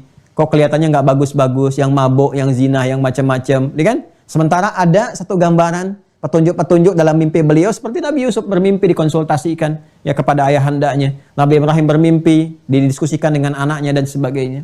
Maka beliau putuskan coba saya ingin merenung dulu, kontemplasi dulu. Ya, merenungkan tentang umatnya ini, tentang masyarakatnya, kejadian-kejadian dan sebagainya. Sampai yang paling menarik ketika bertahanus di Gua Hira ini, maka turunlah apa yang Allah kehendaki. Dimulailah kemudian fase pertama kenabiannya. Ini dalam usia 40 tahun. Jadi mengalami fase ini dulu, diberikan bimbingan secara bertahap. Setelah itu kemudian mendapatkan bimbingan langsung wahyu, turun malaikat Jibril. Ya.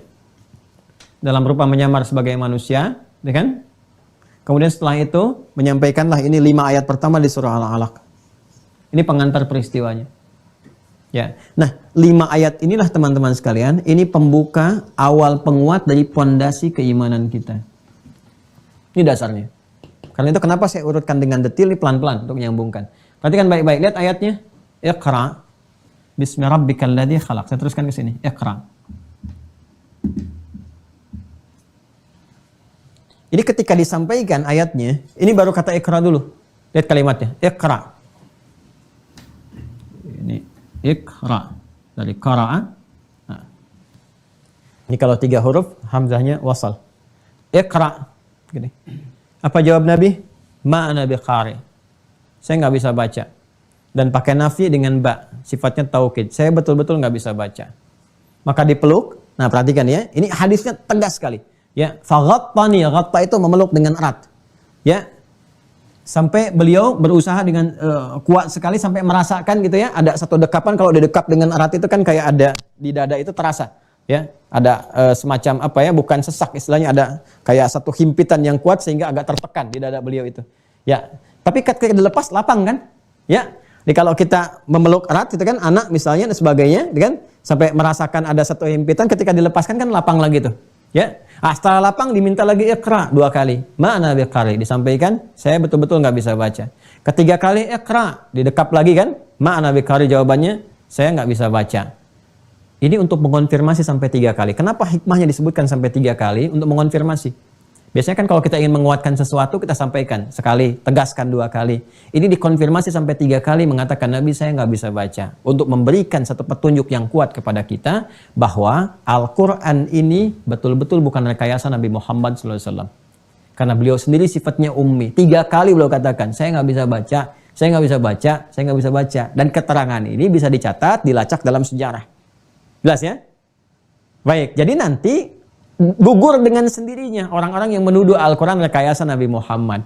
Al-Quran buatan Nabi Muhammad. Gimana bisa buat itu? Baca aja nggak bisa. Nabinya sendiri mengatakan saya nggak bisa baca. Jelas ya? Nah, ini mukjizat. Mukjizat. Kenapa? Karena nanti Allah yang akan memberikan bimbingan kepada beliau supaya bisa mengikuti bacaan. Karena itu disebut ummi. Ummi, gitu kan? Ini gambarannya. Jadi peristiwa ini saja memberikan kesan kepada kita bahwa artinya Nabi belum punya bekal, ya, belum ada bekal pengetahuan Rabbani yang dibimbing oleh Allah Subhanahu Wa Taala, ilmu Rabbani, ya, untuk menjalani kehidupan, mengatur tata kelola hidup beliau yang nanti kelak akan diberikan kepada umatnya sebagai bimbingan, ya. Jadi bisa kita katakan fase awal pembekalan ini, ya, di awal pembekalan mengonfirmasi keadaan Nabi Muhammad SAW dari keadaan yang sifatnya masih kosong, ya. Belum ada apapun. Tidak bisa baca, tidak bisa menulis. Jelas ya? Dikonfirmasi ini semuanya. 1. Barulah kemudian turun ayatnya lengkap. 5. Setelah dikonfirmasi, Nabi menyampaikan lewat lisannya sendiri, keluar pembuktian, ya kan? Dan semua gugur tuduhan-tuduhan yang dialamatkan kepada Rasulullah bahwa Quran produk budaya. Kalau budaya kan dibuat oleh manusia, ya kan? Ya kan? Quran itu buatan Nabi Muhammad, rekayasa Nabi gugur dengan sendirinya. Karena Nabi pun mengatakan ma'ana biqari. Jelas? Ya? Nanti kalau ingin masih ada dugaan ke sana, tinggal di riset. Lihat struktur bahasanya. Ada nggak manusia bisa bikin begitu? Makanya nanti Quran men-challenge. Kalau memang Anda menduga, menuduh ini buatan manusia, tentu manusia lain pun bisa bikin seperti ini. Silahkan buat. Buat yang semisalnya. 1 surah aja kalau nggak mampu. Nah, ini gambarannya. Maka turunlah kemudian 5 ayat. Ya, 5 ayat pembukanya. Perhatikan baik-baik. Ini yang akan jadi manhaj kita untuk belajar sebagai penguatan. Iqra bismi rabbikal ladzi khalaq. Saya naikkan ke atas. Iqra bismi rabbikal ladzi khalaq. Dibuka mushafnya. Ya. Khalaqal insana min 'alaq. Iqra wa rabbukal akram. Alladhi 'allama bil qalam. 'Allama al-insana ma lam ya'lam. Ini 5 ayat. 1, 2, 3, 4, 5. Perhatikan baik-baik, ini dahsyat sekali. Ini urutannya ya, urutannya nih. Kalau kita mau gali berdasarkan asbabun nuzul, kita dapatkan urutannya. Ya, nanti setelah komplit keseluruhannya, kita bisa dapatkan intisarinya di Al-Fatihah. Detailnya ditafsirkan terus sampai dengan An-Nas. Ini dahsyatnya Al-Quran itu seperti itu. Ya. Lihat baik-baik ini. Ya, ini fase 6 bulan. Ya kan? Ini fase pembekalan. Turun dari sini. Saya ingin berikan gambaran cepat yang ini dulu, baru pindah kemudian ke kesesuaian tartib surahnya dari asbabun nuzul, dari asbabun nuzulnya antara ini dengan surah setelahnya, dari urutan turunnya. Perhatikan baik-baik. Iqra bismi rabbikal ladzi khalaq. Ketika Nabi mengatakan, saya nggak bisa baca. Ya, saya betul-betul nggak bisa baca karena nggak ada guru yang pernah mengajarkan, nggak pernah beliau sekolah dan seterusnya, ya kan? Baik, apa yang terjadi? Turun langsung lengkap ayatnya. Iqra, kamu baca sekarang, ikuti bacaannya yang akan dibimbing ini oleh malaikat Jibril ini. Bismi rabbikal ladzi khalaq. Niatkan semua karena Rabbmu. Ba-nya di sini, ini ada ba. Bi. Ba-nya sababiyah. Sekaligus menunjuk kepada ghayah. Masih ingat saya terangkan dulu tentang ba. Ba ini selalu terbawa gitu ya. Ba sababiyah menunjuk kepada sebab, tujuan. Ghayah, tujuan. Ya, jadi malaikat kemudian memberikan gambaran kepada Rasulullah. Perhatikan ini sangat penting sekali citranya. Iqra, kamu sekarang baca, kata malaikat, baca, ikuti bacaannya. Bi dengan sebab. Tujuannya bismi rabbika. Ya, karena keagungan Rabbmu. Ya, Rabb itu kan ada makna rububiyah yang merawat, memperhatikan, memberikan kebutuhan, mencukupkan, ya kan? menyehatkan, menyembuhkan, memberikan ilmu dan sebagainya. Ini dengan keagungan Rabbmu. Karena ismun itu dari kata sumu. Ya, sumu. Ismun itu dari kata sumuwun. Bukan sumuhun, sumuwun. Ya, sumuwun artinya tinggi, agung. Ya, sama dari situ turunannya ada sama, turunan dari ini dari fasih ada sama, langit. Kenapa sama disebut sama? Karena tinggi. Ya, sesuatu yang tinggi, agung, sumuwun. Nama, kenapa disebut dengan ismun? Karena dengan nama itu ditinggikan. Ya, makanya berikan nama yang baik-baik. Kata Nabi, berikan nama yang baik-baik. Dengan nama itu dihormati. Jangan sampai berikan nama-nama yang melahirkan tertawaan bagi orang lain. Nama-nama yang merendahkan. Kalaupun Anda misalnya senang dengan lawakan A, lawakan B, dan sebagainya, yang menjadikan baru dengar aja udah tertawa, ya karena Anda misalnya ya kagum dengan itu, nama anaknya diberikan dengan nama itu. Dan dia nggak tahu, akhirnya ketika lahir jadi bahan tertawaan misalnya. Ini kasihan. Ya, jadi berikan nama yang terhormat, yang mengangkat derajat dia tinggi. Dan yang tertinggi itu dimiliki oleh Allah Subhanahu wa taala, lebih daripada segalanya. Makanya jamak dari kata ismun, jamaknya itu asma. Yang tertinggi, yang terbaik, yang paling bagus husna. Maka namanya melekat kepada Allah al-asmaul husna. Walillahil asmaul husna. Fad'uhu biha. Ya kan? Jelas ya? Ini sumun. Baca dengan ketinggian Rabbmu. Ikuti karena petunjuk Allah, karena Allah Rabbmu, alladzi khalaq, yang mencipta. Jadi mencipta aja begitu mudah bagi Allah, apalagi membuat engkau bisa mengikuti bacaan. Dan dahsyatnya apa? Dahsyatnya, perhatikan baik-baik. Lihat cara diksinya aja teman-teman sekalian. Nih baknya nih, bismi. Begini tulisannya. Asalnya kan begini kalau saya pecahkan. Ini dari kajian bahasa ya, kajian filologinya. Ba begini dengan ismun. Plus, kalau kita ingin satukan ba dengan ismun, ini ada dua cara. Satu begini, menunjuk asalnya, ba-nya nyambung dengan alifnya begini. Hamzah wasol sebetulnya ini. Ya.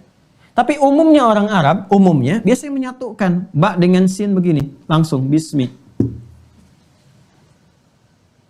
Karena apa yang dibacakan biasanya itu yang dituliskan. Kalau dalam ilmu arud itu seperti itu, ya kaidahnya. Apalagi yang bisa diwasolkan, disambungkan. Ya, yang harus dipertahankan, yang bisa disambungkan maka ditakhfif, dihilangkan. Makanya tulisannya bisa begini, bismi. Coba lihat bismillahirrahmanirrahim. Alifnya hilang kan? Bismillahirrahmanirrahim. Awas, ini ilmunya nggak main-main nih, agak mahal sekali ilmunya. Ya. Bismillahirrahmanirrahim. Perhatikan, cepat sekali. Alifnya nggak ada. Tapi di ayat yang pertama turun, ini masih muncul alifnya. Bismi begini. Perhatikan ya. Dan ini hamzah wasal. Kalau menyatu, kalau dipahami alif, gak bisa. Karena alif itu pasangannya fathah. Pasangannya fathah. Jadi kalau ada huruf misalnya, fa, pakai alif begini. Harusnya harokatnya fathah. Fa panjang. Seperti ini. Tapi ini kok bisa? Ba, kasrah, alifnya masih ada. Itu hamzah wasalnya. Nah, ini yang ingin saya terangkan. Ini dalam sekali. Kenapa ini dipertahankan? Menunjuk pada kisah yang terjadi pada masa itu. Masih ingat nggak teman-teman sekalian tadi? Nabi berapa kali dipeluk untuk mengatakan? 3 kali kan? Setiap dikatakan baca, saya nggak bisa baca. Baca, saya nggak bisa baca. Menunjukkan kesulitan kan? Ya kan? Nah, dalam kaidah bahasa Arab ada yang berbunyi begini. Ziyadatul mabna tadullu ala ziyadatul ma'na. Bertambahnya satu huruf pada satu bangunan kalimat menunjukkan keluasan maknanya. Fungsi alif kalau melekat pada huruf dan bersambung itu untuk memanjangkan bacaan. Kayak fa pakai alif panjang. Fa, ya kan? Ya, ha pakai alif panjang, ha gini.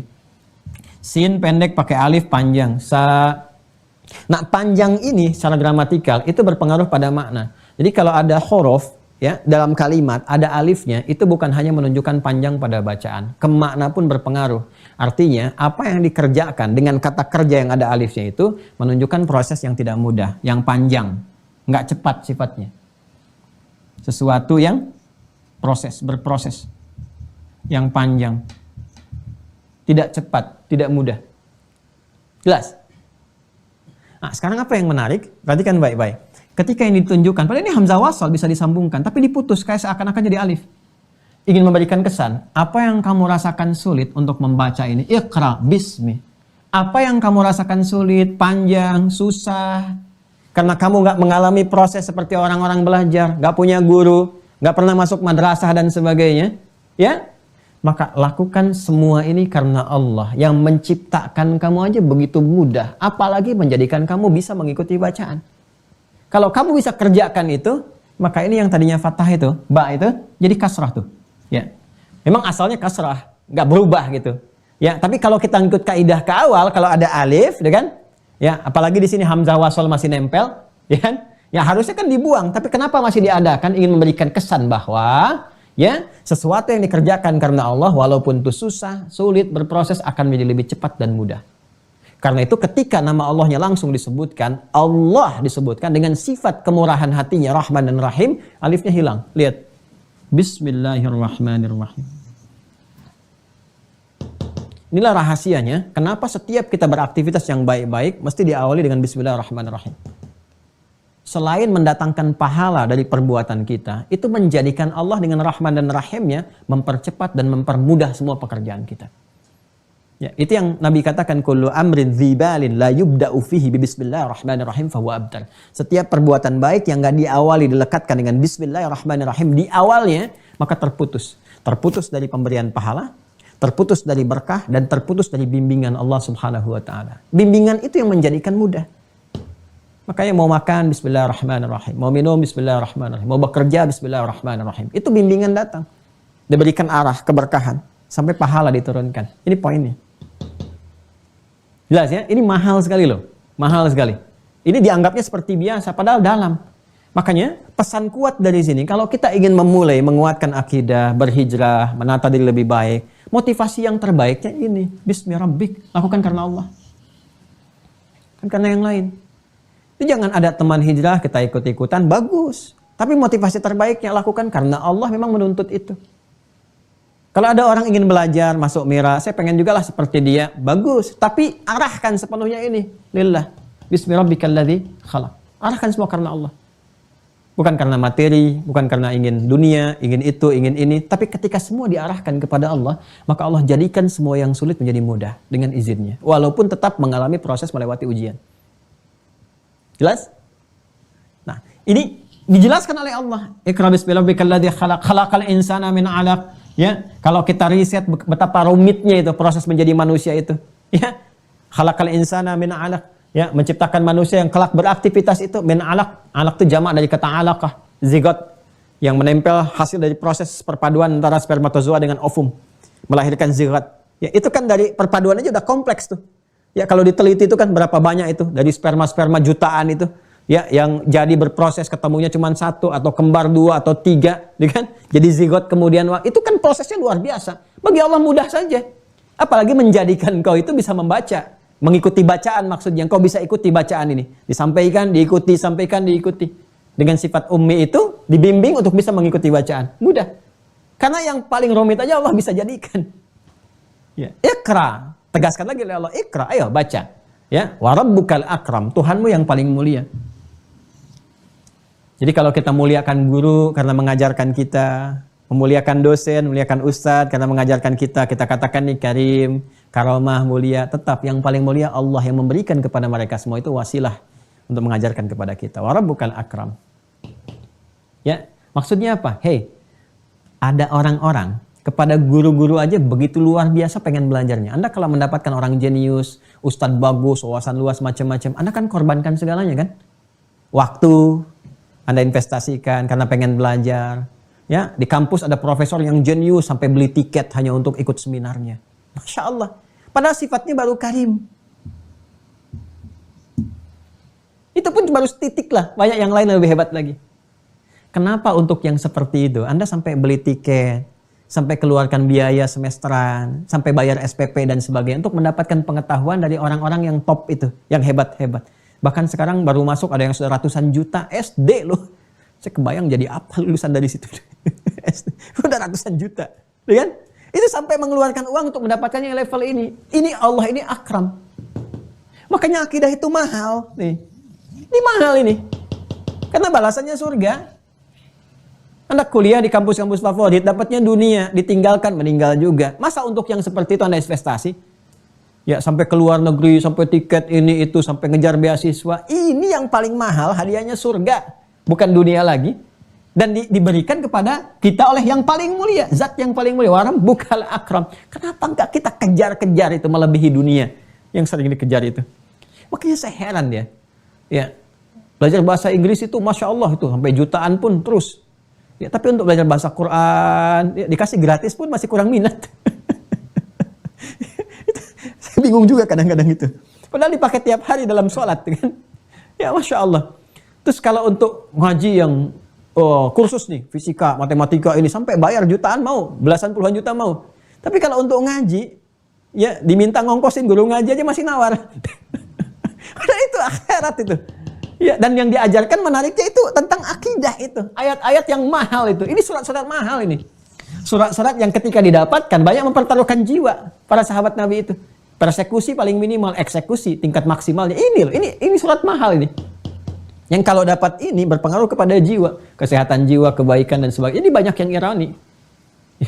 Ya ini yang ya itu kewajarannya sih tetap bisa dipahami karena ada setan.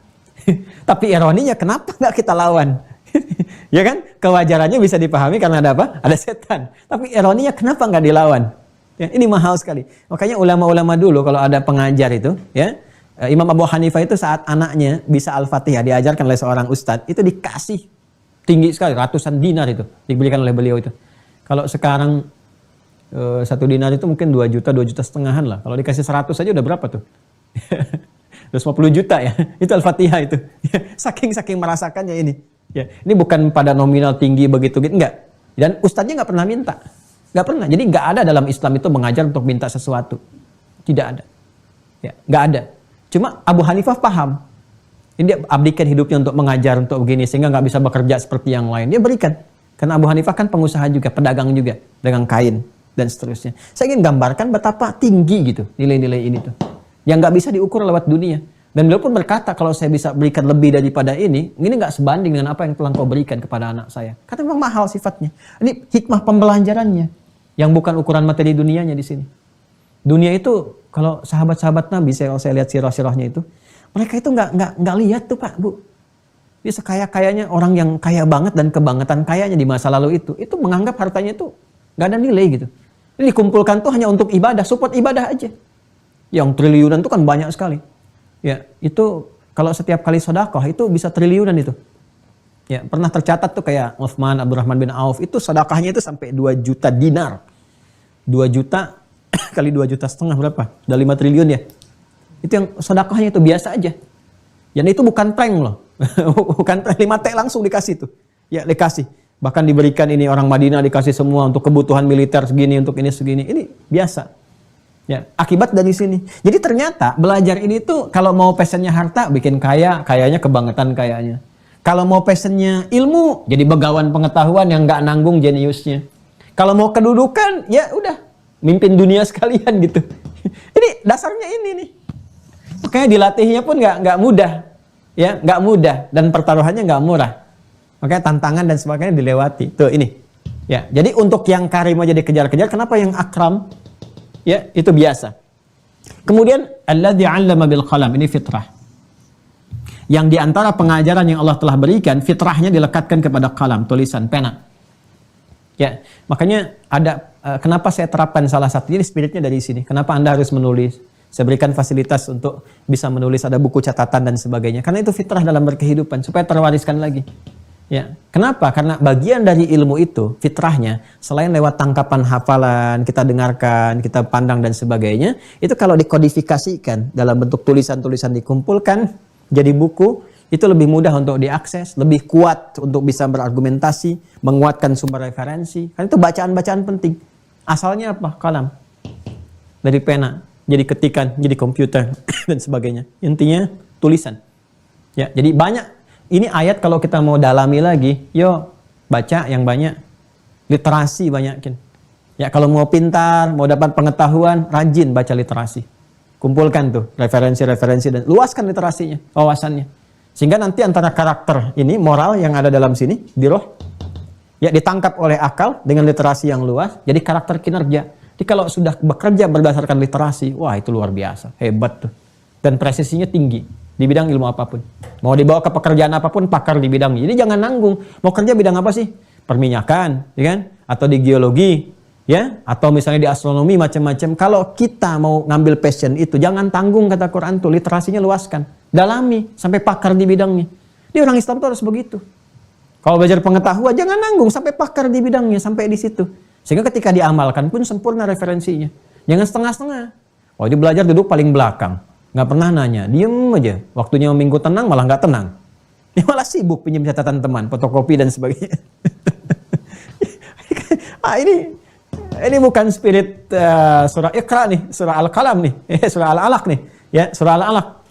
Ya, makanya nanti didetailkan lagi. Ya, nah, kalau kita bisa dapatkan ini, memperluas literasi, nanti pengetahuan bertambah. Maka itu cara Allah mengajarkan, 'allamal insana ma lam ya'lam. Ya, Allah mengajarkan pada setiap manusia apa yang belum diketahui. Jadi dengan kita membaca, meluaskan literasi, mendengar seperti ini tausiah dan sebagainya, kita mungkin boleh jadi banyak mengetahui sesuatu yang belum kita tahu sebelumnya. Ya, dan ini pengetahuan ini dilekatkan dengan insan. Masih ingat kan ketika saya sampaikan kata insan 65 kali disebutkan dalam Al-Quran? Insan tidak disebutkan kecuali menunjuk pada nama manusia yang berkaitan dengan totalitas aktivitasnya. Perbuatan, pekerjaan dari bangun tidur sampai tidur, termasuk kerja dan sebagainya, termasuk mengajar, belajar dan seterusnya. Perhatikan baik-baik. Di sini ayatnya mengaitkan aktivitas pekerjaan dengan ilmu. Jadi Islam itu agama pengetahuan. Semua yang dikerjakan ada dasar pengetahuan. Jadi setiap tindakan itu kalau mau terukur, presisinya tinggi, maka pengetahuannya mesti kuat. Ya, karena itu semua bab dalam Islam ada dasar pengetahuannya. Mau ke rumah tangga ada pengetahuannya. Ini kewajiban suami, kewajiban istri. Ini haknya. Ini untuk anak-anak. Ada ilmunya sendiri. Salat ada dasarnya. Ada dalilnya. Bahkan tegas nanti di Quran surah 17 ayat 36. Wala taqfu ma laysa laka bihi ilmun. Innas sam'a wal basara wal fuada kullu ulaika kana anhu mas'ula. Jangan kamu ikuti atau bertindak sesuatu yang enggak punya dasar ilmunya. Ya, ini indah sekali. Nah, jadi saat Allah pun kemudian memperkenalkan Rabb, dirinya dengan Rabb. Ya, ini Rabb, bismi rabbik, ini kan kata pertama yang dikenalkan, sifat tauhidnya. Mengonfirmasi saat usia 4 bulan, yang Quran surah 7 ayat 172. Wa idh akhadha rabbuka, Rabb, min bani adama min zuhurihim dzurriyyatahum wa asyhadahum ala anfusihim alastu bi rabbikum qalu bala syahidna. Syahadatnya dikonfirmasikan dengan kata Rabb di Quran surah ke-7 ayat 172. Nih. Ya, pelan-pelan ya. Ini. Dikonfirmasi dengan turunnya wahyu pertama untuk mengonfirmasi ini. Ya. Iqra bismi rabbikal ladzi khalaq. Yang telah mencipta. Dalam penciptaan ada syahadat. Jadi ini bagian pertama untuk menguatkan pengenalan dulu. Ya, mengenalkan Tuhan yang hak itu Allah, yang memberikan pengetahuan, yang menciptakan dan sebagainya. Itu gambarannya. Jadi fase awal ini memberikan kesan kepada kita. Satu, orang-orang Islam itu, perhatikan baik-baik, kalau ingin memulai sesuatu, merencanakan sesuatu, ya kan? Bahkan ingin bermimpi tentang menjadi sesuatu di masa depan yang baik-baik dan sebagainya. Yang pertama harus dilakukan adalah cari lingkungan yang paling bagus. Yang mendekatkan diri kepada Allah. Seperti Nabi berkontemplasi di Gua Hira. Mengamati keadaan. Dilihat. Ya, jadi kalau kita ingin mengerjakan apapun, ya, cari tempat, cari pekerjaan yang membangun kedekatan kita dengan Allah Subhanahu wa taala. Sekalipun menuju ini ada tantangan, melewati bukit-bukit, ada badai, ada macam-macam, itu biasa. Kemudian yang kedua, apapun yang akan kita kerjakan dalam kehidupan, ini spiritnya ya, ini makna terdalamnya, makna terdalamnya. Apapun yang kita kerjakan dalam kehidupan selalu harus menghadirkan solusi. Ya. Menjadi solusi dari setiap aktivitas yang hadir di sekitaran kita. Jadi kalau mau bikin produk, apa sih yang berguna untuk masyarakat di sekitaran kita dari segi bisnis, ekonomi? Kalau dari ilmu, apa yang dimanfaatkan oleh masyarakat kita? Jangan belajar sesuatu yang saat pulang ke kampung, ya masyarakat barangkali nggak terbiasa dengan itu. Ya, kira-kira kalau Anda mau belajar, balik lagi ke tempat Anda tinggal. Kalau skalanya ingin balik ke desa, ya belajar ilmu yang dibutuhkan di desa itu. Kalau skalanya kabupaten, belajar ilmu yang dibutuhkan di kabupaten itu. Kalau skalanya bangsa, belajar ilmu yang dibutuhkan oleh bangsa negara. Lihat ini. Pakar-pakar hebat itu yang jenius-jenius di bidang apa saja. Sedangkan bangsa kita, negara kita butuh apa nih? Yang belum ada apa? Anda masuk ke situ sehingga jadi solusi di dalamnya. Ini gambarannya. Ya, seperti Nabi melihat nih, memetakan karena tugas beliau rasul, risalah, maka semua keadaan umat itu dilihat. Ya, bagaimana perbuatan jahiliyah solusinya apa? Merenung di sini, merencanakan. membuat visi, maka turun bimbingan wahyu. Nah, terlepas dari itu semuanya, ketika ini diturunkan, maka setelah itu ada surah Al-Qalam, mengonfirmasi alladzi 'allama bil qalam, turun surah Al-Qalam yang sekarang posisinya di urutan 68 di mushaf. Ya, Nun wal qalami wama yasturun, ya kan? Kemudian setelah itu apa lagi? Turun surah Al-Muzammil. Ini. Sudah 3 ya? 1 2 3. Baru Al-Mudatsir. Di Al-Mudatsir inilah kemudian yang paling menarik, ini baru diangkat kemudian diperintahkan untuk menyampaikan secara terbuka. Risalahnya terbuka, berdakwah secara terbuka. Artinya, dari 3 surah ini, Al-Alaq, Al-Qalam, Al-Muzammil, ini masih pembekalan secara pribadi. 3 surah. Dan masih ingat, ketika turun Al-Mudatsir ini, usia Nabi berapa tahun? 44 tahun. 43 di akhir mau ke 44. Nabi diangkat jadi tadi Nabi ini ya dengan turunnya wahyu pertama ini usia berapa tahun? 40 tahun. Jadi pembekalan beliau secara personalnya itu sudah 3 tahun sendiri. Dikaji, diberikan bekal, ditanamkan pemaknaan seluruhnya 3 surah ini. Nanti coba kita hadirkan ini. Ya, ini pribadi Nabi dibekali dulu. Setelah mantap, setelah kuat, setelah baik, ya, setelah mengenal tentang malaikat, tentang macam-macam dan sebagainya, baru turun Al-Mudatsir. Baru secara terbuka. Ya, bergerak selama 10 tahun. Ini dari 3 tahun beliau sudah diberikan pembekalan, ini sampai 3 surah ini. Bayangkan 3 surah, Masya Allah. Ya, bukan terkait dengan hafalan, kan Nabi kan ditanamkan langsung dalam jiwanya, gampang, mau diturunkan 30 juz juga bisa. Tapi ini ada hikmahnya, kenapa ini 3 ini? Ada apa di dalamnya? Sampai dengan 3 tahun itu. Ya. Bagaimana menanamkan makna-maknanya, menyerapkan kepada jiwa, ya, dan seterusnya. Ini sangat luar biasa. Setelah ini baru masuk ke fase 10 tahun untuk menyampaikan setelah Al-Mudatsir ini. Sampai ke 86 surah ini sempurna ke bawah terus. Ini sangat menarik ini. Ya, nah ini yang kemudian setelah Al-Mudatsir diajarkan. Al-Fatihah, terus surah yang lainnya, penguatan dan semuanya aspeknya ke tauhid, ke sini, ke akidah. Nah, jadi ini gambaran juga penting bagi kita. Kalau kita ingin meneruskan, mengajarkan, menanamkan kembali atau berargumentasi dengan yang lain dan sebagainya ketika disoal, kuatkan dulu diri kita nih. Nabi aja dibekali oleh Allah 3 tahun kan dari 0. Kita dari beriman, ya kan? Dari beriman, sudah mendekat kepada Allah, sudah yakin, sudah mantap, bahkan yang sudah belasan puluhan tahun, maka harusnya ada percepatan. Ya, tetap levelnya masih tinggi Nabi. Ya, karena Nabi itu kan orang pilihan. Ya, yang saya ingin katakan adalah apa yang Nabi sampaikan kepada kita itu sudah terkumpul semuanya. Jadi seharusnya akses kita bisa lebih cepat, sudah ada lompatan di situ. Ya, karena itu yang harus kita lakukan adalah kita harus keluarkan dulu nih apa bimbingan selama 3 tahun ini, esensi dari 3 surah yang utama ini. Ya, arahnya kemana, latihannya seperti apa, ya kan? Nah, dari sini kemudian kita keluarkan, itu nanti akan jadi penguatan pada diri kita. Setelah kuat ini, maka keluarkan surah-surah setelahnya dari 10 tahun ini, masa 10 tahun, dari sisanya. Berarti kalau 86 kurang 3, ada 83 surah kan? Ya. 83 surah ini nanti kalau kita keluarkan nama-namanya, plus dengan cepat esensinya misalnya. Ini maknanya itu. Maka Masya Allah akan sempurna pembelajaran akidah kita. Jadi isu-isu sekarang kalau kita dapatkan, selesai. Karena isinya pasti akan serupa. Nggak jauh-jauh ke situ-situ aja. Cuman kemasannya aja yang beda-beda. Ya, isu-isu apa misalnya? Ya, isu-isu menyoal tentang aspek ketuhanan. Bisa langsung dijawab. Kenapa milih Tuhannya Allah? Allah itu kuat atau lemah? Ya kan? Dan sebagainya. Suratnya sudah ada. Tinggal dijawab. Isu orang yang suka ngajak-ngajak keluar lagi dari Islam dengan menyampaikan dan itu suratnya sudah ada. Tinggal disampaikan. Isu apa lagi misalnya? Isu yang menyoal tentang keyakinan apa aja kalau mau disoal. Kalau Anda kumpulkan soal-soal sekarang, keluarkan dari kalangan mana saja yang menyoal tentang akidah Islam. Keluarkan itu, demi Allah saya katakan, semua soal-soal itu sudah selesai di fase ini. Mau ditunjukkan dengan cara apapun, tetap caranya aja yang beda. Isinya sama. Bahkan namanya pun serupa. Dari hurufnya, dari kalimatnya, diksinya, langsung memberikan ilmu kepada kita. Kan saya pernah sampaikan kepada Anda perbedaan antara kafir dengan kufar. Ya kan? Contoh dari al-kafirun aja ketika turun itu. Ya, kan asbabun nuzulnya ada orang-orang datang kepada Rasulullah. Ya, nyerang tidak, melukai tidak, cuman ngajak-ngajak. Dia kan ngajak-ngajak, menawarkan. Dah, jangan inilah, jangan ribut, jangan rame, jangan berselisih. Kan bingung juga sebetulnya, karena kan Nabi nggak ribut, nggak apa-apa. Yang ribut kan yang di luarnya aja tuh, yang golongan Quraisy itu. Ya, yuk kita gantian aja. Malam ini kami nyembah Tuhan kamu Muhammad, besok-besok kamu nyembah Tuhan kita. Ya kan?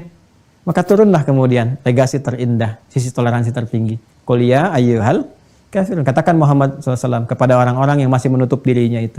Ya, dari risalah dakwah yang kau bawa. La a'budu ma ta'budun. Toleransi tertinggi itu saling menghormati di dua sisi. Gini, ini sisi A, ini sisi B. Ketika saling memahami, saling menghormati, jadilah toleransi. Kalau B menghendaki, ini tidak tulus, ini maksa namanya. Dan ini terpaksa. Ya. Dan toleransi tertinggi dalam masalah akidah, karena akidah itu sudah beda. Totally different. 100%, 100% different. Ya. Karena berbeda itu, ya udah karena beda kan nggak sama. Kalau nggak sama nggak mungkin disatukan. Ya, minyak dengan air itu kan berbeda. Ya, unsurnya berbeda, maka disatukan pun tetap akan pisah juga. Maka toleransi yang terbaik pada yang berbeda itu, toleransinya apa? Saling menghormati masing-masing, nggak usah dipertemukan. Itulah yang indah. La a'budu ma ta'budun wala antum a'buduna ma a'bud. Toleransi tertinggi dalam akidah itu bukan gantian. Kalau gantian nanti jadi terpaksa. Kalau terpaksa jadi munafik namanya. Ya, di hatinya mengingkari, fisiknya ada di situ. Itu kan munafik namanya, itu bukan toleransi. Itu intoleran tingkat tinggi karena menyembunyikan kebohongan dalam hati. Jadi yang tertinggi itu saling menghormati aja, udah kamu ibadah, saya ibadah dengan apa yang saya yakini, gak harus capek-capek mengikuti. Kan? Dan ujungnya apa? Lakum dinukum waliyadin, itulah toleransi. Jadi pada sesuatu yang tidak sama itu 100% berbeda, maka toleransi saling menghormati, sudah. Gak usah mengganggu, gak usah mencela. Kalau ingin belajar disampaikan. Makanya disampaikan kan Nabi lewat dakwah. Ya, informasi aja, informatif sifatnya. Kalau ada yang nanya didialogkan. Ya, itu kan sifatnya. Kalau ada yang bertanya dijawab, berdialog didialogkan, disampaikan infonya. Gak maksa. Bahkan ayat turun, fadzakir innama anta mudzakir lasta alaihim bimusaitir. Ingatkan Muhammad, tugasmu hanya menyampaikan, bukan memaksa. Ya, maka salah kalau kemudian dibikin wacana misalnya, kayak kasus kemarin kan. Dan saya heran juga, setiap akhir tahun selalu ada kontroversi itu. Dengan, itu bukan harus dipaksa, ngapain dipaksa-paksa? Kan menghormati itu satu sama lain, karena berbeda. Itu kalau dipaksakan dengan terpaksa, makanya apa? Kenapa sih harus dipaksa-paksakan? Lisannya berucap, tapi di hatinya maksudnya ke sini, kan nggak sama namanya. Ya kan? Jadi sudah, dan tidak harus diikut-ikutkan. Ya, nggak harus misalnya sholawatan ke gereja atau ke pura atau kemana, sudah ya gereja sesuai dengan tempatnya kita hormati, nggak boleh mengganggu, nggak boleh merusak. Yang umat Islam ya sholawatan di tempat sholawat, adzan di masjid, jangan adzan di tempat yang lain misalnya, sebagainya.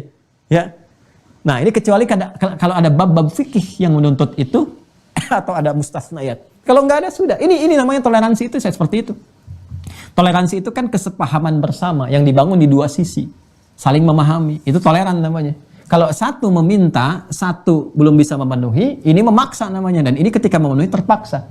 Gak boleh, semua mesti, toleransi itu mesti semua gelombangnya sama tuh. Kalau nggak bisa dipertemukan, maka toleransinya berbalik tuh, saling menghormati. Titik ininya penghormatan. Untuk mengerjakan apa yang dikerjakan secara masing-masing. Ini berbalik ke sini, berbalik ke sini. Ini barzakh bainahuma la ya bagian. Tengah-tengahnya adalah sikap saling menghormati. Itulah toleransi. La a'budu ma ta'budun. Yang mau saya katakan, kaidah tafsir mengatakan kalau terjadi perbuatan, nggak disebutkan siapa orangnya, kapan kejadiannya, itu akan terjadi lagi di masa depan dengan cara-cara yang berbeda. Ya, Anda akan temukan orang-orang yang maksa sih, ya mohon maaf ya, nyerang sih tidak, menzalimi tidak, menyakiti sih tidak, cuman suka ngajak-ngajak, nawarin gitu. Ya ada nggak sekarang? Ada.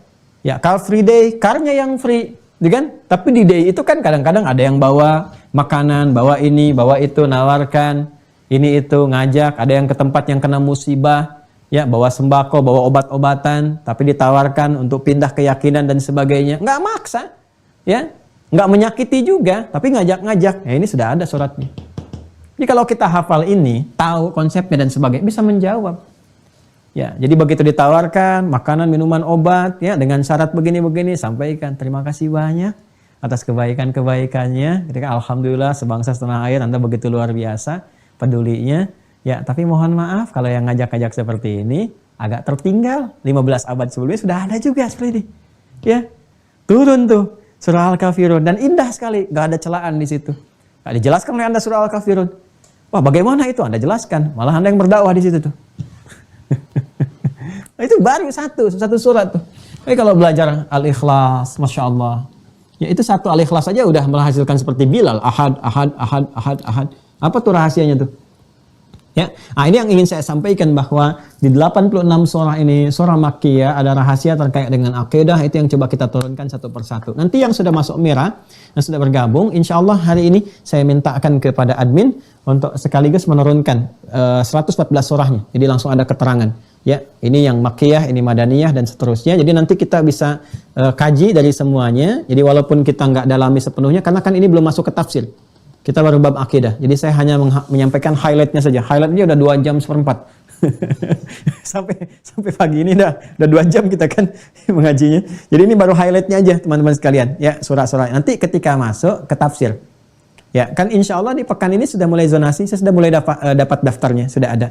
Alhamdulillah dari Sabang sampai Merauke, 34 provinsi. Kita sudah mendapatkan datanya. Terima kasih ke admin juga, terima kasih teman-teman sudah diberikan data. Dan di luar negeri juga, Masya Allah saya sangat senang sekali sudah terkumpul. Ada yang dari Amerika, dari Inggris, dari Turki, dari Malaysia, keluarga terdekat kita, Brunei Darussalam, kemudian juga yang lain-lainnya, Australia, ya dari Timur Tengah juga ada bergabung. Nah, nanti kita coba akan terapkan zonasinya insya Allah mulai di pekan ini. Ya, kemungkinan kita mulai hari Kamis atau nanti Jumat. Jadi saya mencoba mendesainnya setiap Sabtu Ahad khususnya itu nanti untuk sesi konsultasi. Jadi per zonasi itu. Ya boleh jadi nanti bisa seharian penuh tuh. Sesi pagi misalnya zona ini, zona ini. Nanti setiap provinsi dapat kuotanya 1 jam. Nanti Zoom di situ. Ya dari mulai pagi misalnya sampai jam berapa. Nanti ini zonasinya untuk daerah mana, provinsi mana, provinsi mana. Jadi nanti adminsnya akan menghubungi Anda. Ya karena itu saya mohon sekali kalau sudah daftar Mira, aktifkan akunnya. Supaya masuk database, nanti zonasinya sudah ada, nanti infonya spesifik. Jadi nanti misalnya Aceh dapat misalnya hari Sabtu nanti jam 9. Ya jam 10-nya nanti berlaku untuk Sumatera Utara, jam 11-nya nanti Sumatera Barat misal. Ya Jeddah salat zuhur jam 1 ini gitu. Nanti saya akan insya Allah sudah saya siapkan skemanya. Dalam 1 hari nanti ada sepekan itu kita akan ada seperti itu. Nanti Senin sampai Jumatnya taklim umum seperti biasa. Ya, jadi pengayaannya berlangsung secara spesifik Sabtu dengan Ahad. Kurang lebih seperti itu ya gambarannya. Tapi nanti Anda ikut waktu saya ya. Jadi siapkan ya gitu. Ya, kita nanti karena beda-beda nih di Amerika dengan di kita kan lain tuh. Ya, kalau di Amerika kita pagi, mereka tengah malam gitu kan. Ya, atau sebaliknya gitu. Maka nanti ada penyesuaian insya Allah. Nah, ini yang coba kita siapkan. Itu berita pertamanya. Yang keduanya, saya setelah menyelesaikan ini semua, jadi menyampaikan kepada Anda, di scan, kemudian upload, Anda bisa download surat-suratnya. Nanti saya berikan pengantarnya. Ya, secara umumnya. Ini surat ini begini, begini, begini. Kalau mau tafsir yang bagus, coba cari tafsirnya yang ini dulu. Versi terjemahannya begini. Ya, nanti setelah saya sampaikan yang seperti itu gambarannya, kita pun kan sedang menyiapkan juga. Nah, nanti kalau sudah masuk materinya utuh, akidah selesai, masuk fikih, nanti sudah ada mulai ragam-ragam variasi pembelajaran bersamaan. Jadi nanti ada tafsir, ya, nanti ada pelan-pelan ilmunya, ada ke hadis, kehafalan dan sebagainya. Jadi pelan-pelan secara bertahap ya kita berhubung. Karena ini saya masih mengoneksikan beberapa masyayikh itu sudah oke, sudah siap, tapi kan karena masih karantina. Ya, dan prosesnya isunya lagi cukup tinggi, kita berdoa saja semoga reda, semoga baik kan, supaya cepat tiba. Jadi nanti bisa berhubung dengan saya di sini.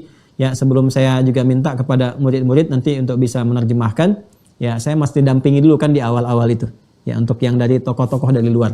Dan boleh jadi kita terhubung juga, nanti kita dari sini, ada yang masyayikhnya langsung dari negaranya masing-masing, jadi nanti terkomunikasikan, ya saya jadi moderator ya, untuk menengahi antara Anda dengan beliau. Jadi kalau ada apa-apa saya tengahi.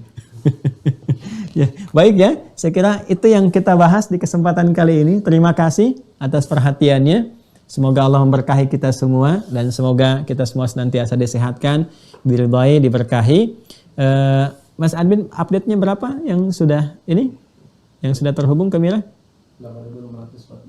8.644. Oh, berarti kita ada kurang lebih 1.000 lagi ya kuotanya ya.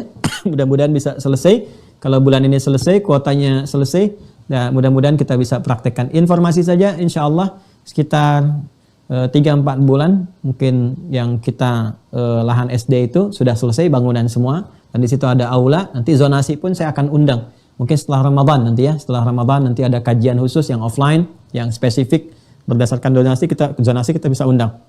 Ayo nanti kita bertemu di satu titik. Karena saya biasanya kalau situasi di luar pandemi itu kita ada rihlah misalnya ke Aceh. Nanti teman-teman yang di Mira tuh bisa sama-sama kita hidupkan di sana, silaturahim di sana ya dan sebagainya, melihat nanti ada hal-hal yang indah yang baik-baik. Jadi setiap provinsi kita bisa kunjungi dan kita menyambung silaturahim dengan cara yang baik di dalamnya ya. Itu yang ingin disampaikan. Terima kasih. Semoga sekali lagi semua aktivitas kita diridhoi oleh Allah Subhanahu wa taala. Kalau ada yang benar, silahkan diamalkan. Kalau Anda melihat apa yang saya sampaikan hari ini ada yang kurang tepat atau ada bahkan yang keliru, tolong disampaikan kepada saya supaya saya bisa segera koreksi dan di pertemuan berikutnya saya luruskan bahwa kemarin saya keliru, harusnya begini ya, yang benar seperti ini. Atau boleh jadi ada yang kurang memahami sehingga mengetahuinya itu salah padahal mungkin benar atau kurang referensi, boleh juga dikonfirmasikan sehingga nanti kita bisa berbagi dalam kebaikan. Intinya kita mencoba menyampaikan yang baik, yang benar semampu yang bisa kita lakukan dan kita berharap Allah meridhai kita semua. Allahumma taqabbal minna innaka antas sami'ul alim wa tub 'alaina innaka antat tawwabur rahim. Allahumma rabbana atina fid dunya hasanah wa fil akhirati hasanah wa qina adzabannar. Allahumma arzuqna ni'matal istiqamah في إقامة دينك يا أرحم الراحمين، في إقامة شريعتك يا رب العالمين. اللهم ارض عنا يا رب العالمين. اللهم حبب علينا يا رب العالمين وحبب في قلوبنا حبك وحب رسولك نبينا محمد صلى الله عليه وسلم.